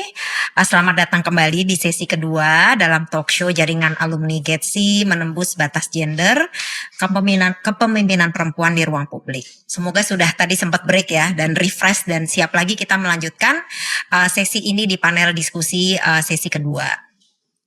Nah, di sesi ini kita akan membahas bagaimana pemberdayaan perempuan dapat memperkuat kapasitas kepemimpinan dan keterampilan advokasi dalam mendorong kesempatan yang setara di dalam proses pembangunan. Kita akan terfokus di kalau tadi kita banyak berdiskusi tentang konteks, hambatan, kita ingin sekarang melihat strategi dan pendekatan inovatif ya, yang mampu membuka akses lebih luas bagi perempuan di ranah kebijakan publik atau dalam dunia usaha maupun di dalam komunitas mereka. Kita juga akan melihat bagaimana kepemimpinan yang inklusif membawa dampak yang transformatif dan bisa dirasakan oleh perempuan itu sendiri dan juga bermanfaat bagi masyarakat. Nah, untuk panelis kita agak dipersedikit ya diskusinya. Jadi agak susah nih kayaknya pertanyaannya. Sekarang untuk Mbak Wita dulu, kita berdiskusi mengenai pendekatan yang inovatif gitu ya. Inovatif tuh ya mungkin kita punya takaran sendiri kira-kira ini kayaknya inovatif deh yang ini gitu ya approach-nya. Untuk meningkatkan kepemimpinan perempuan dan bagaimana juga ketika perempuan itu sudah menjadi pemimpin gitu kira-kira bagaimana untuk memastikan kapasitasnya itu secara motivasi terbarui terus gitu ya, secara kualitas juga lebih baik gitu. Nah, pendekatan-pendekatan apa Mbak Wita yang diintroduce gitu ya oleh IDCW untuk memperkuat kepemimpinan perempuan ini? Oke. Ya. Nah, untuk memastikan ada representasi perempuan di level kepemimpinan itu kan berarti talent poolnya harus dibuka dulu lebih besar ya, Iya. supaya bisa grow within ketimbang misalnya dari luar. Karena biasanya kalau dari dalam ya berimbang lah gitu. Kalau dari dalam biasanya udah tahu gimana nature-nya, sementara kalau terima dari luar biasanya kayak ada fresh perspektif. Tetapi yang penting adalah talent poolnya mesti besar dulu nih. Nah, gimana caranya misalnya mengembangkan talent pool itu tadi? Ada beberapa perusahaan yang sudah punya inisiatif bagus, seperti misalnya di L'Oreal itu memberikan kesempatan untuk perempuan-perempuan yang career break. Jadi misalnya keluar dari pekerjaan lebih dari 1 tahun atau 2 tahun karena misalnya entah dia melahirkan, kemudian mengurus anak atau terpaksa mengurus orang tua atau karena sakit gitu. Biasanya kan sulit sekali untuk masuk ke tempat kerja lagi ya karena dilihat ada gap terus dianggap skillsnya mungkin udah nggak relevan lagi. Nah, itu ada beberapa perusahaan termasuk L'Oreal yang memberi kesempatan kepada ada yang ex karyawan, ada yang umum gitu untuk bisa mengikuti program. Nanti Mel mungkin bisa cerita lebih lanjut soal itu. Lalu untuk yang lain itu bisa juga dengan program sponsorship. Jadi kayak mentoring udah biasa ya. Ini sponsorship. Jadi CEO laki-laki melihat talent perempuan yang ada di C-1 atau -2, kemudian dia menginvest waktu, menginvest koneksinya untuk nurturing talent perempuan ini sehingga kemudian bisa menggantikan dia sebagai CEO. Nah, ini sudah pernah terjadi di salah satu perusahaan mining di Indonesia. Itu antara lain beberapa inovasi yang sudah bisa dilakukan. Lalu juga ada program mentorship seperti biasa ya, internal maupun mentorship antar perusahaan. Jadi itu sudah ada juga platformnya. Iya. Oke, saya mau menyoroti terkait mentorship nih karena pertanyaan saya sebetulnya juga terkait mentoring gitu ya. Ini sebetulnya berangkat juga dari pengalaman pribadi saya gitu ya. Saya banyak sekali berdiskusi dengan rekan kerja perempuan yang saya merasa ketika space itu ada begitu, kemudian untuk lebih meyakinkan, kemudian untuk selalu mengingatkan bahwa don't stop there gitu, keep learning, keep searching, kemudian percaya bahwa tidak hanya mentok sampai situ, masih banyak kesempatan-kesempatan yang terbuka gitu ya. Karena kadang-kadang melihat ke atas terus, oh ya udah emang yang pantas ya para bapak-bapak itulah yang di atas. Saya sih nggak apa-apa, saya begini aja, saya happy kok Mbak, gitu ya. Datang jam 9, pulang jam 5, anak saya keurus di rumah gitu. Padahal dia bisa melakukan pekerjaan itu gitu, dan itu saya percaya membuka sekali banyak kesempatan gitu ya.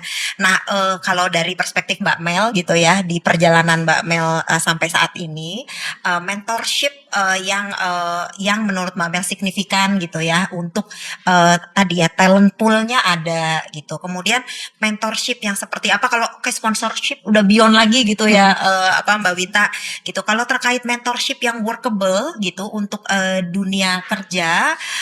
Kemudian kalau saya banyak sekali sebetulnya saya bertanya gitu ya. Oke, kalau kamu merasa pekerjaan kamu paling efektif itu dalam situasi seperti apa? Gitu. Misalnya dia bilang, Mbak, kalau selama saya boleh dalam seminggu saya bekerja di rumah sehari, karena itu saya berarti bisa bisa jemput anak saya pulang sekolah, itu mereka happy banget gitu. Bisa masakin anak saya pulang sekolah, itu kan tidak memakan waktu kerja yang banyak ya. Kadang-kadang jam makan siang mereka cukup gitu untuk bisa melakukan itu. Jadi saya lebih banyak, oke, kira-kira situasinya seperti apa, masalahnya seperti apa, oke saya akan suportif gitu untuk bisa merasa termotivasi begitu ya. Kemudian bisa kayak refresh bekerja secara optimal. Nah kalau dari pengalaman Mbak Mel gitu ya, mentorship untuk talented pool ini yang jangan sampai mereka leave before they achieve something atau leave too early gitu. Tadi supporting sistemnya kuat. Kadang-kadang Mbak, saya kayaknya tahun depan mau berhenti aja. Kenapa? Karena saya tahun depan berencana mau punya momongan gitu. Masih tahun depan, belum terjadi juga, tapi udah ancang-ancang. Kayaknya saya nggak akan sanggup nih kalau double. Nah jadi kadang-kadang bahkan belum mencapai posisi tertentu, belum achieve something yang dia tertarik untuk achieve itu gitu, tapi kayak udah ngerasa pokoknya saya mau mengerjakan ini dulu secara domestik gitu, nggak bisa double gitu. Nah pernah mengalami semacam ini nggak, Mbak Mel? Itu very good example yang memang sebenarnya banyak terjadi di tempat kerja gitu ya. Nah mungkin aku ceritain apa yang terjadi di L'Oreal juga gitu ya, dimana kita tuh punya yang namanya people review gitu ya. People review itu kita kan ya namanya perusahaan gitu ya, pasti akan melihat oke, mana nih yang talent utama kita gitu kan, pastinya kan talent utama itu yang benar-benar kita safeguard gitu ya, supaya dia bisa berkarir lebih baik di kita segala macam. Apa sih yang menjadi isunya dan lain-lain. Makanya kita punya yang namanya connect session gitu ya. Dan di kantor itu dia bisa connect dengan siapapun, mau perempuan, mau laki-laki, mau dengan N+1-nya atau siapapun itu gitu ya, untuk dia bisa menyuarakan atau bertanya atau cari role model juga bisa seperti itu gitu. Itu kita allow di situ. Dan pada saat people review ini at least tuh setahun 2 kali gitu ya, itu kita bahas gitu. Dan itu biasanya suka banyak cerita-cerita tentang talent-talent perempuan yang itu tadi, aduh ini dia bagus banget, dia akan menempati, dia kan biasanya kita akan bantu proyeksi nih, dia habis dari posisi A, dia kayaknya bisa dikasih ke posisi B atau ke posisi C dulu gitu ya.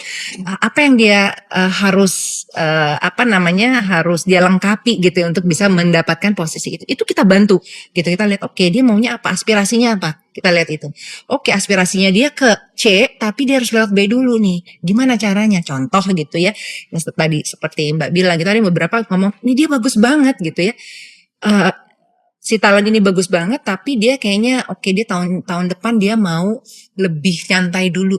Itu kita bisa adakan diskusi gitu loh. Oke, kenapa dia mau begini gitu loh. Sebenarnya di kantor kita bisa loh gitu loh, untuk dia tetap bekerja. Mungkin kalau dia mau flexi hour yang lebih baik, it's fine.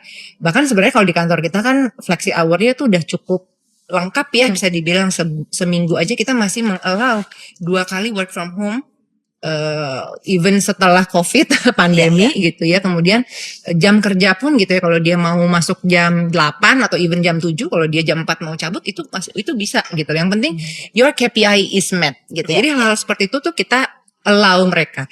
Even kalau di dalam people review ada beberapa contoh gitu ya, dimana ini kayaknya dia harus punya experience untuk menempati posisi GM misalnya atau apa gitu ya. Dia harus punya apa namanya experience di negara lain dulu gitu ya. Gimana nih dia sebagai perempuan gitu. Oh, keluarganya memperbolehkan atau tidak. Itu tentunya kan dengan persetujuan keluarganya dia gitu. Tapi apa yang kita bisa bantu bekali gitu loh, untuk dia bisa memboyong keluarganya. Hal-hal seperti itu kita bahas gitu. Karena kenapa kita mau sebenarnya jangan sampai gitu ya perempuan-perempuan ini punya keterbatasan dari sisi apa namanya kondisi keluarga untuk bisa mencapai hal-hal yang sebenarnya dia bisa capai gitu. Itu sih. Jadi ada pembahasan tentang people review itu yang menurut kita it works very well di kantor gitu ya, untuk bisa membantu ya perempuan dan laki-laki sebenarnya sama Iya, ya, iya. seperti itu. Iya, Gitu. iya. Basically. Oke. Terima kasih Mbak Mel.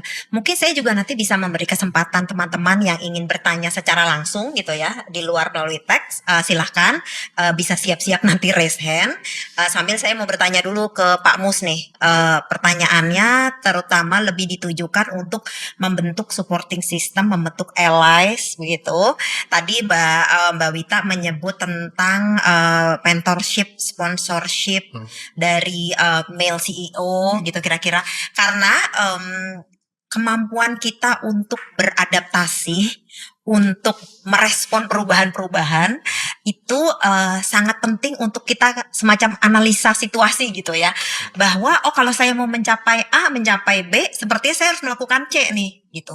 Karena bisa jadi dalam dunia yang dominasi laki-laki misalnya, kita tidak bisa berjuang sendirian gitu. Harus ally sama yang laki-laki gitu. Jadi saya banyak diskusi sama Pak Mus. Contohnya tadi sebelum kita diskusi ya Pak Mus bilang, aduh Mbak Rata saya harus hati-hati nih berbicara mengenai gender gitu ya. Jangan sampai kita salah ngomong gitu. Nah, jadi bisa jadi memang supporting system kita ini untuk bisa perempuan mencapai sesuatu yang harapan kita gitu, kita harus allies dengan teman-teman laki kita yang memang menjadi mayoritas ya, mayoritas dari sistem gitu.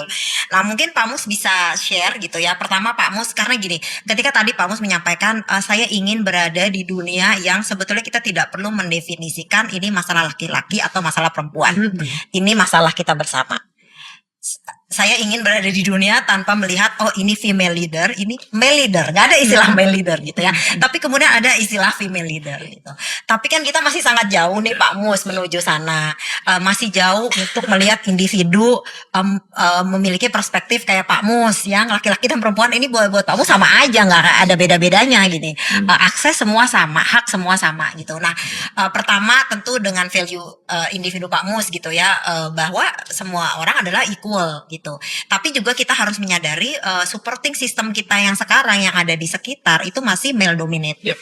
Dan bagaimana membentuk allies yang akhirnya efektif gitu untuk perempuan memiliki resilience, kemudian bisa bertahan, survive, dan kemudian bisa mencapai tujuan yang diinginkan oleh individu tersebut. Oke, mungkin saya kalau nggak cerita dari kantor ya, kalau di kantor cukup selesai. Tapi bagaimana kami misalnya ketika mendorong kepemimpinan perempuan di berbagai program ya. Kira-kira prinsip dasarnya begini. Seperti tadi Mbak Lia bilang, ketika kita bicara woman leadership, ada power. Itu kunci. Nah, kalau kuncinya power, maka dia lembaga dan akses. Ini. Banyak sekali kita capacity building perempuan, tapi pada akhirnya nggak bisa mengakses ke power juga. Nah, dari mana power ini dibuat?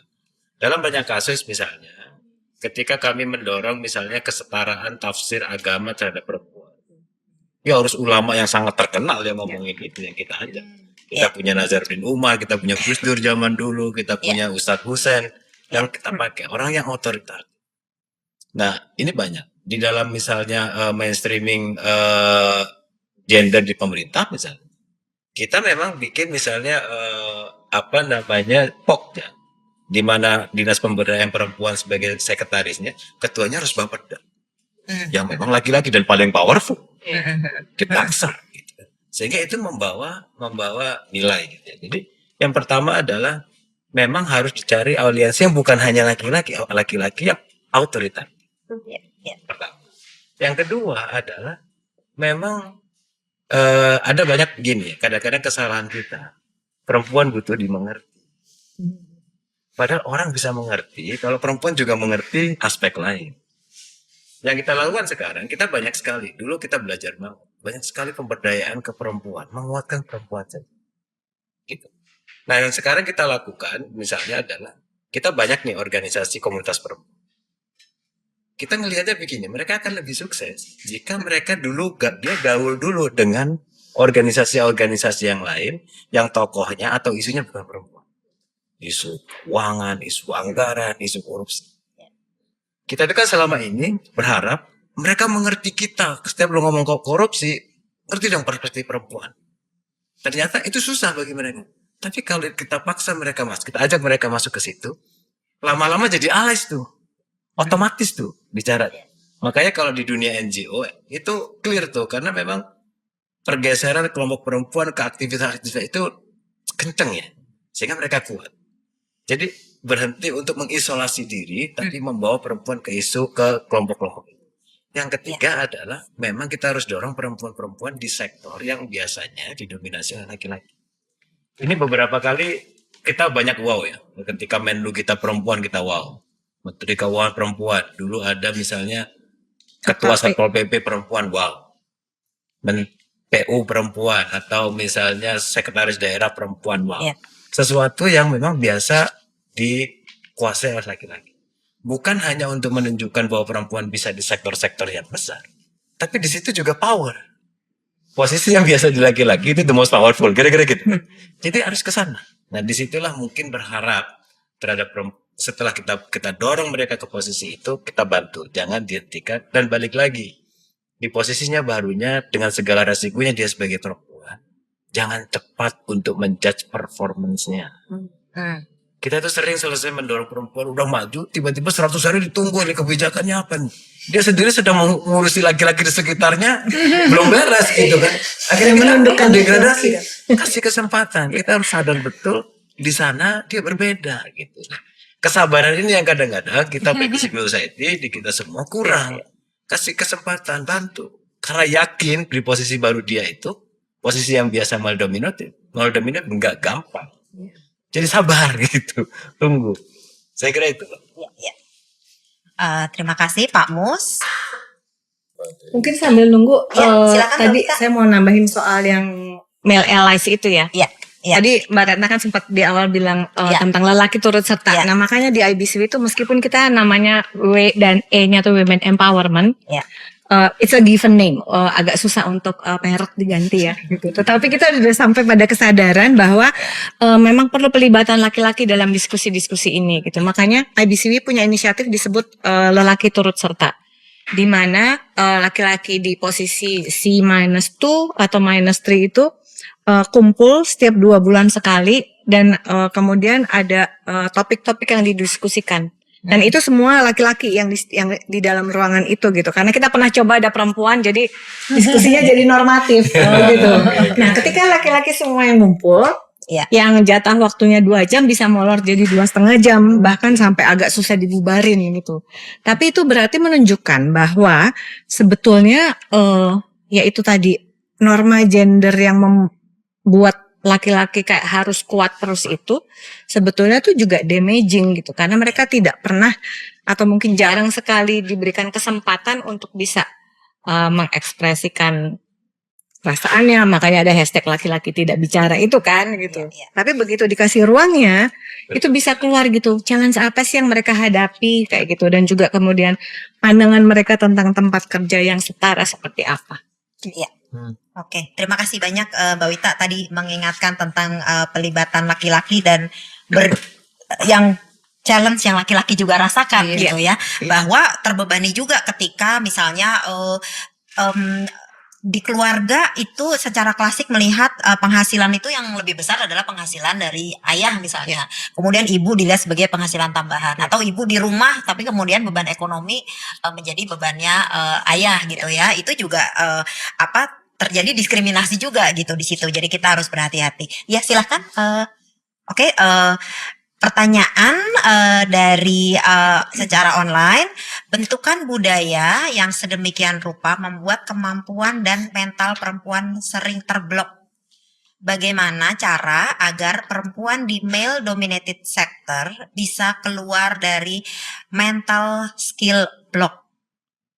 Ya, jadi ini bentukan budaya ya, apa sosial, apa norma-norma gitu ya yang biasa berlaku. Kalau di rumah saya sederhana, contohnya nih, adik laki-laki saya misalnya, kalau dia mau makan itu semua sudah tersedia gitu di meja makan, gitu. Bahkan kemudian piringnya dia tinggal aja, gitu ya.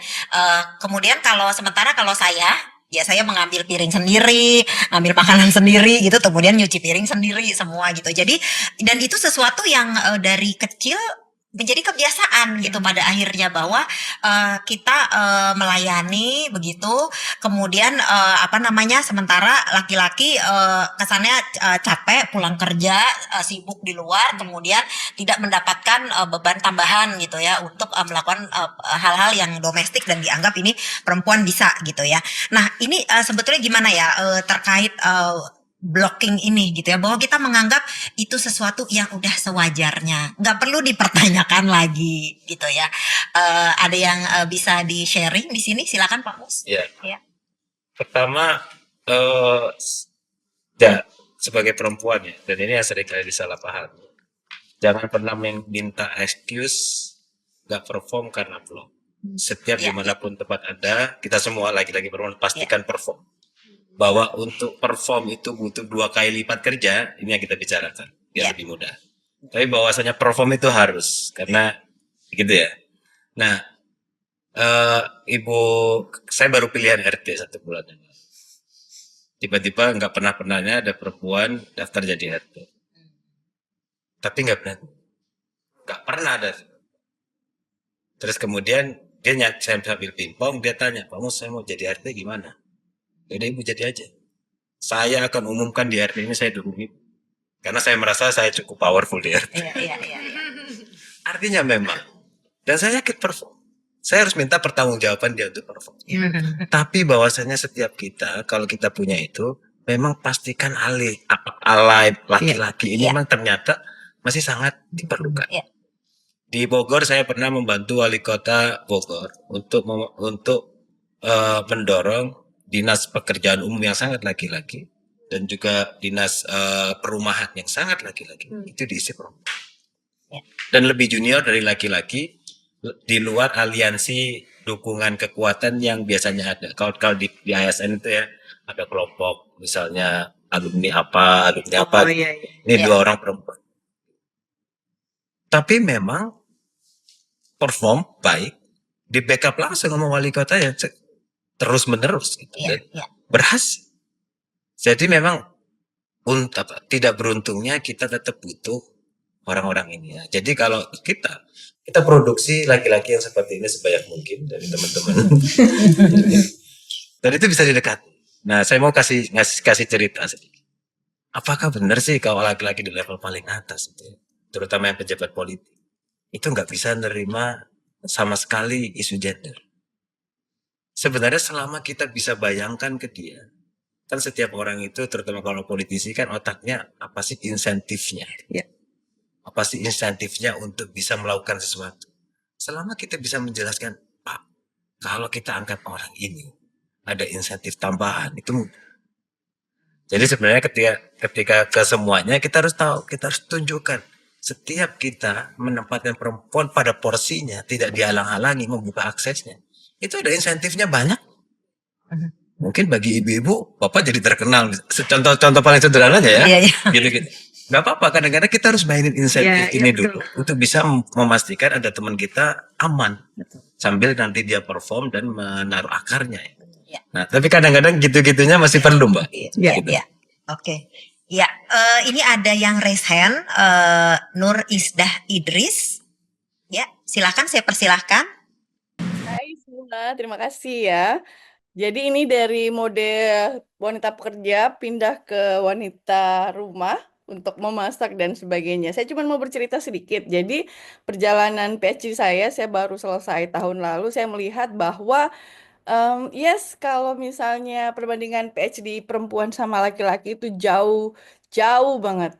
Untuk kalau misalnya seorang lelaki yang sekolah, pikirannya cuman di disertasinya toh.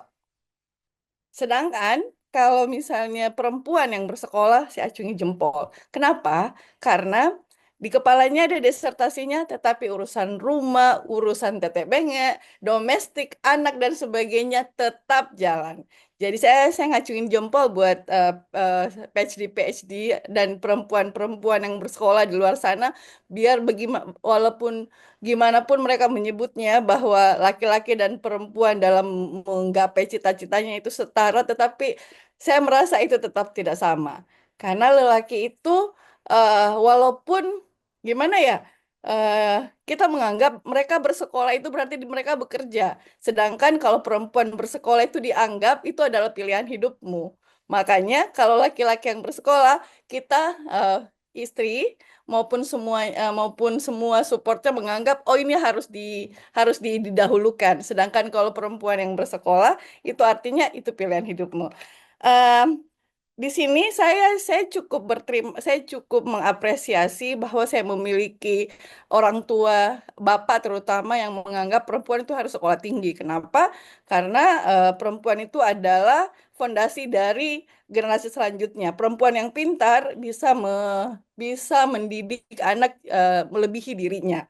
Yang kedua, kebetulan juga saya mempunyai suami yang supportnya sangat bagus. Jadi malah suami saya itu yang mengatakan kalau kalau dosen itu nggak boleh nggak sekolah, harus lebih tinggi lagi sekolahnya, nggak peduli kalau urusan anak, insya Allah saya bisa bantuin dan dia mensupport di segala hal. Nah, saya dalam hal ini tidak pernah mengalami untuk urusan support system saya nggak pernah merasakan adanya inequality maupun tidak ada support dari keluarga maupun suami. Yang saya kemudian shock setelah sampai masuk kembali ke kampus ya di dunia kampus ini, saya agak mental dikit karena setelah masuk di dunia kampus yang saya pikir setara, ternyata keilmuan itu tidak setara. Karena saya agak mental ketika bapak-bapak itu, pertama mungkin karena kami beda generasi, mereka generasi boomers eh, yang bermental birokrat, kemudian menganggap oh ini anak-anak apa perempuan yang bersekolah tinggi. Yang kedua adalah bahwa eh, saya tidak tahan dengan eh, candaan maupun seksisnya. Jadi di mana kita berada, apalagi kita perempuan, misalnya perempuan cantik, perempuan yang berpenampilan rapi, pasti yang pertama Kak kita temukan adalah, wah kamu cantik sekali hari ini, kamu udah berubah ya. Dulu dulu kok tidak begini ya. Lalalala. Bahkan ada salah satu dari mereka mengatakan, oh kalau misalnya istri dokter memang harus kelihatan cantik dan segar ya setiap hari, apa hubungannya dengan pekerjaan saya? Jadi yang saya kemudian mau tanyakan kepada halayak ramai ini, kalau misalnya berhubungan dengan patriarki, culture maupun pembicaraan seksis, terus terang saya agak mental untuk menghadapinya. Aku bisa menghadapi seluruh dunia kecuali bapak-bapak boomers ini. Terima kasih. Assalamualaikum warahmatullahi wabarakatuh. Ini pertanyaannya relevan banget ya. Itu kayak pertanyaan sejuta umat, Iya. sejuta perempuan. Terima kasih Bu Nur Isdah ya, mengingatkan kita lagi gitu ya bahwa tadi terkait akses pendidikan, ketika untuk dapat PhD itu kan juga susah banget ya Bu gitu ya. Kemudian ketika kita memiliki potensi untuk mendapatkan itu, tapi ada izin yang nggak keluar gitu, izin dari pasangan misalnya, izin dari keluarga, buat apa kamu menghabiskan 4 tahun untuk sekolah lagi, memangnya abis ini mau ngapain gitu ya. Terus setelah 4 tahun pergi mencapai sesuatu yang sudah sangat sulit, kemudian kembali lagi kita dihadapkan pada permasalahan yang belum bergerak maju juga gitu. Jadi masih ada bercandaan yang nggak pas dan sebagainya gitu. Terima kasih banyak atas pertanyaannya, dan juga tadi mungkin kita tidak bisa mengakomodir semua pertanyaan dari rekan-rekan semua. Mungkin saya boleh cek satu lagi, mungkin dari yang chat, apakah ya mungkin ini satu agak burning question ini ya, terkait dari Eva Fadilah gitu ya, terkait hiatus ya, hiatus kerja pada ibu sering dipandang berbeda dengan ayah.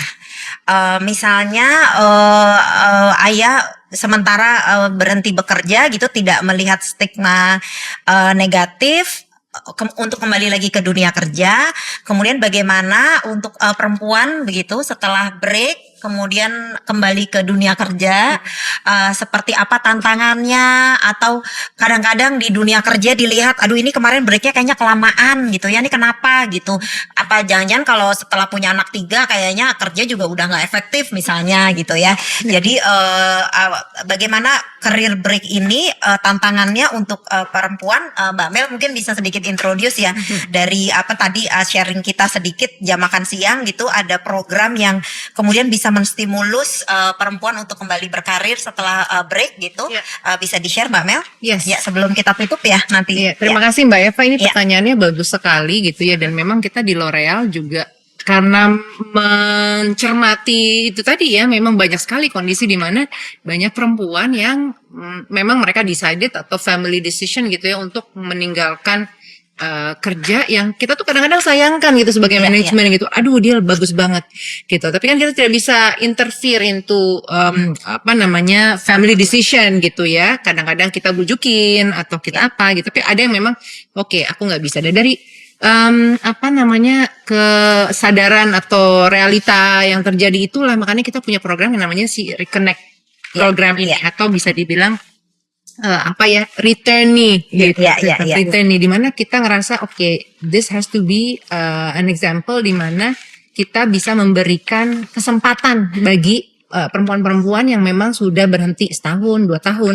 kerja gitu ya, untuk yuk coba taste lagi kerjaan, at least di CV kamu akan ada sudah pernah ada 2 tahun tapi udah kerja lagi magang gitu ya, mengerjakan pekerjaan-pekerjaan tertentu. Dan dalam program itu kita juga kerjasama nih sama IBCW untuk menyiapkan mereka kembali gitu, karena sebenarnya nggak mudah ya kan, secara confidence level, secara mungkin mereka menyiapkan mindsetnya kembali gitu. Itu nanti mungkin Mbak Wita bisa jelasin lebih lanjut, tapi tujuan dari program ini adalah sebenarnya itu sih, untuk kasih kesempatan mereka yuk kerja balik lagi gitu ya. And then sayang banget gitu loh kalau memang sudah pernah punya pengalaman dan mereka tuh kadang jadi ya namanya CV gitu ya. Sekarang apalagi kalau nge-review CV itu udah pakai AI gitu ya. Kerjanya di mana aja gitu. Ada gap 2 tahun langsung hilang gitu loh. Itu tuh yang sebenarnya kita pengen apa namanya coba untuk atasi gitu. Mungkin Mbak Wita bisa tambahin apa sih sebenarnya yang diberikan sama IBCW pada saat geng returnee ini tuh, sebelum mereka benar-benar mulai kerja di kita, dikasih pelatihan apa aja Mbak? Nah yang kita lakukan tuh biasanya menggali lagi dari mereka sebetulnya, pertama apa sih yang menjadi kekhawatiran mereka untuk rejoining the workforce, dan kedua tapi juga melihat waktu mereka masih bekerja sebetulnya strength apa yang mereka miliki, value apa dan kontribusi apa yang pernah. Jadi mengingatkan kembali akan masa kejayaannya gitu, yang kemudian itu diharapkan bisa menyemangati gitu, karena di satu sisi udah career break, tapi career break itu bukan akhir dari segalanya kan, bahwa mereka pernah punya sesuatu yang layak mereka banggakan, dan bahkan mungkin waktu career break itu kan sebetulnya juga ada hal baru yang mereka pelajari, kayak misalnya mereka harus manage waktunya untuk mengerjakan banyak hal. Nah yang itu bisa kemudian dipakai sebagai strength mereka yang bisa kemudian mereka jual gitu. Jadi sebetulnya memang satu mengingatkan lagi, dan kedua menyiapkan dan juga meyakinkan diri bahwa sebetulnya mereka tetap bisa untuk berkarir dan bisa compete dengan yang lain. Ini juga mungkin ya yang aku rasa sebagai perempuan tuh kita tuh jangan sering berkecil hati. Itu yang aku suka melihat, kita tuh sebagai perempuan gitu, aduh bisa nih mengecilkan diri, yang sebenarnya semua itu bisa dimulai dari confidence, dan program-program seperti inilah yang kita bantu untuk ayo kita dorong regain back your confidence basically. Oke, terima kasih banyak, sangat menarik ya. Aduh, waktunya sudah sayang sekali, tinggal 4 menit. Kita ada beberapa hal yang harus step-step gitu ya. Yang pertama, mengingatkan bahwa diskusi Jetsi Network ini diharapkan bisa dilakukan setiap bulan gitu ya. Jadi untuk bulan depan ada topik lagi yang sangat menarik juga yang akan dibawakan oleh teman-teman Jetsi Alumni Network. Mungkin sebelum kita tutup secara formal, aduh mohon maaf Helena Hanul ini belum bisa kita akomodir karena waktunya ya. Mungkin kita foto bersama dulu nih. Ini sesi menurut saya paling penting kalau buat saya ya. Foto ini mengingatkan topik-topiknya apa saja gitu. Ya. Terima kasih banyak teman-teman yang sudah membuka kamera dan berpartisipasi dalam foto bersama. Mungkin kita beri tepuk tangan dulu untuk 3 panelis yang menjelang sore ini dan Mbak Lia juga yang sudah memberikan wadah kita untuk bisa berdiskusi. Kemudian teman-teman mengingatkan lagi untuk mengisi survei pasca acara. Ada link yang akan di-share di chat box. Ya, silahkan. Kemudian jangan lupa juga untuk menyebarkan kebaikan ini dengan men-share link untuk bergabung dalam Jetsi Alumni Network. Kemudian juga kita terbuka terhadap masukan dari teman-teman kalau ada usulan topik, ada usulan narasumber yang perlu kita libatkan. Kalau teman-teman tertarik untuk bergabung dalam alumni ini juga silahkan.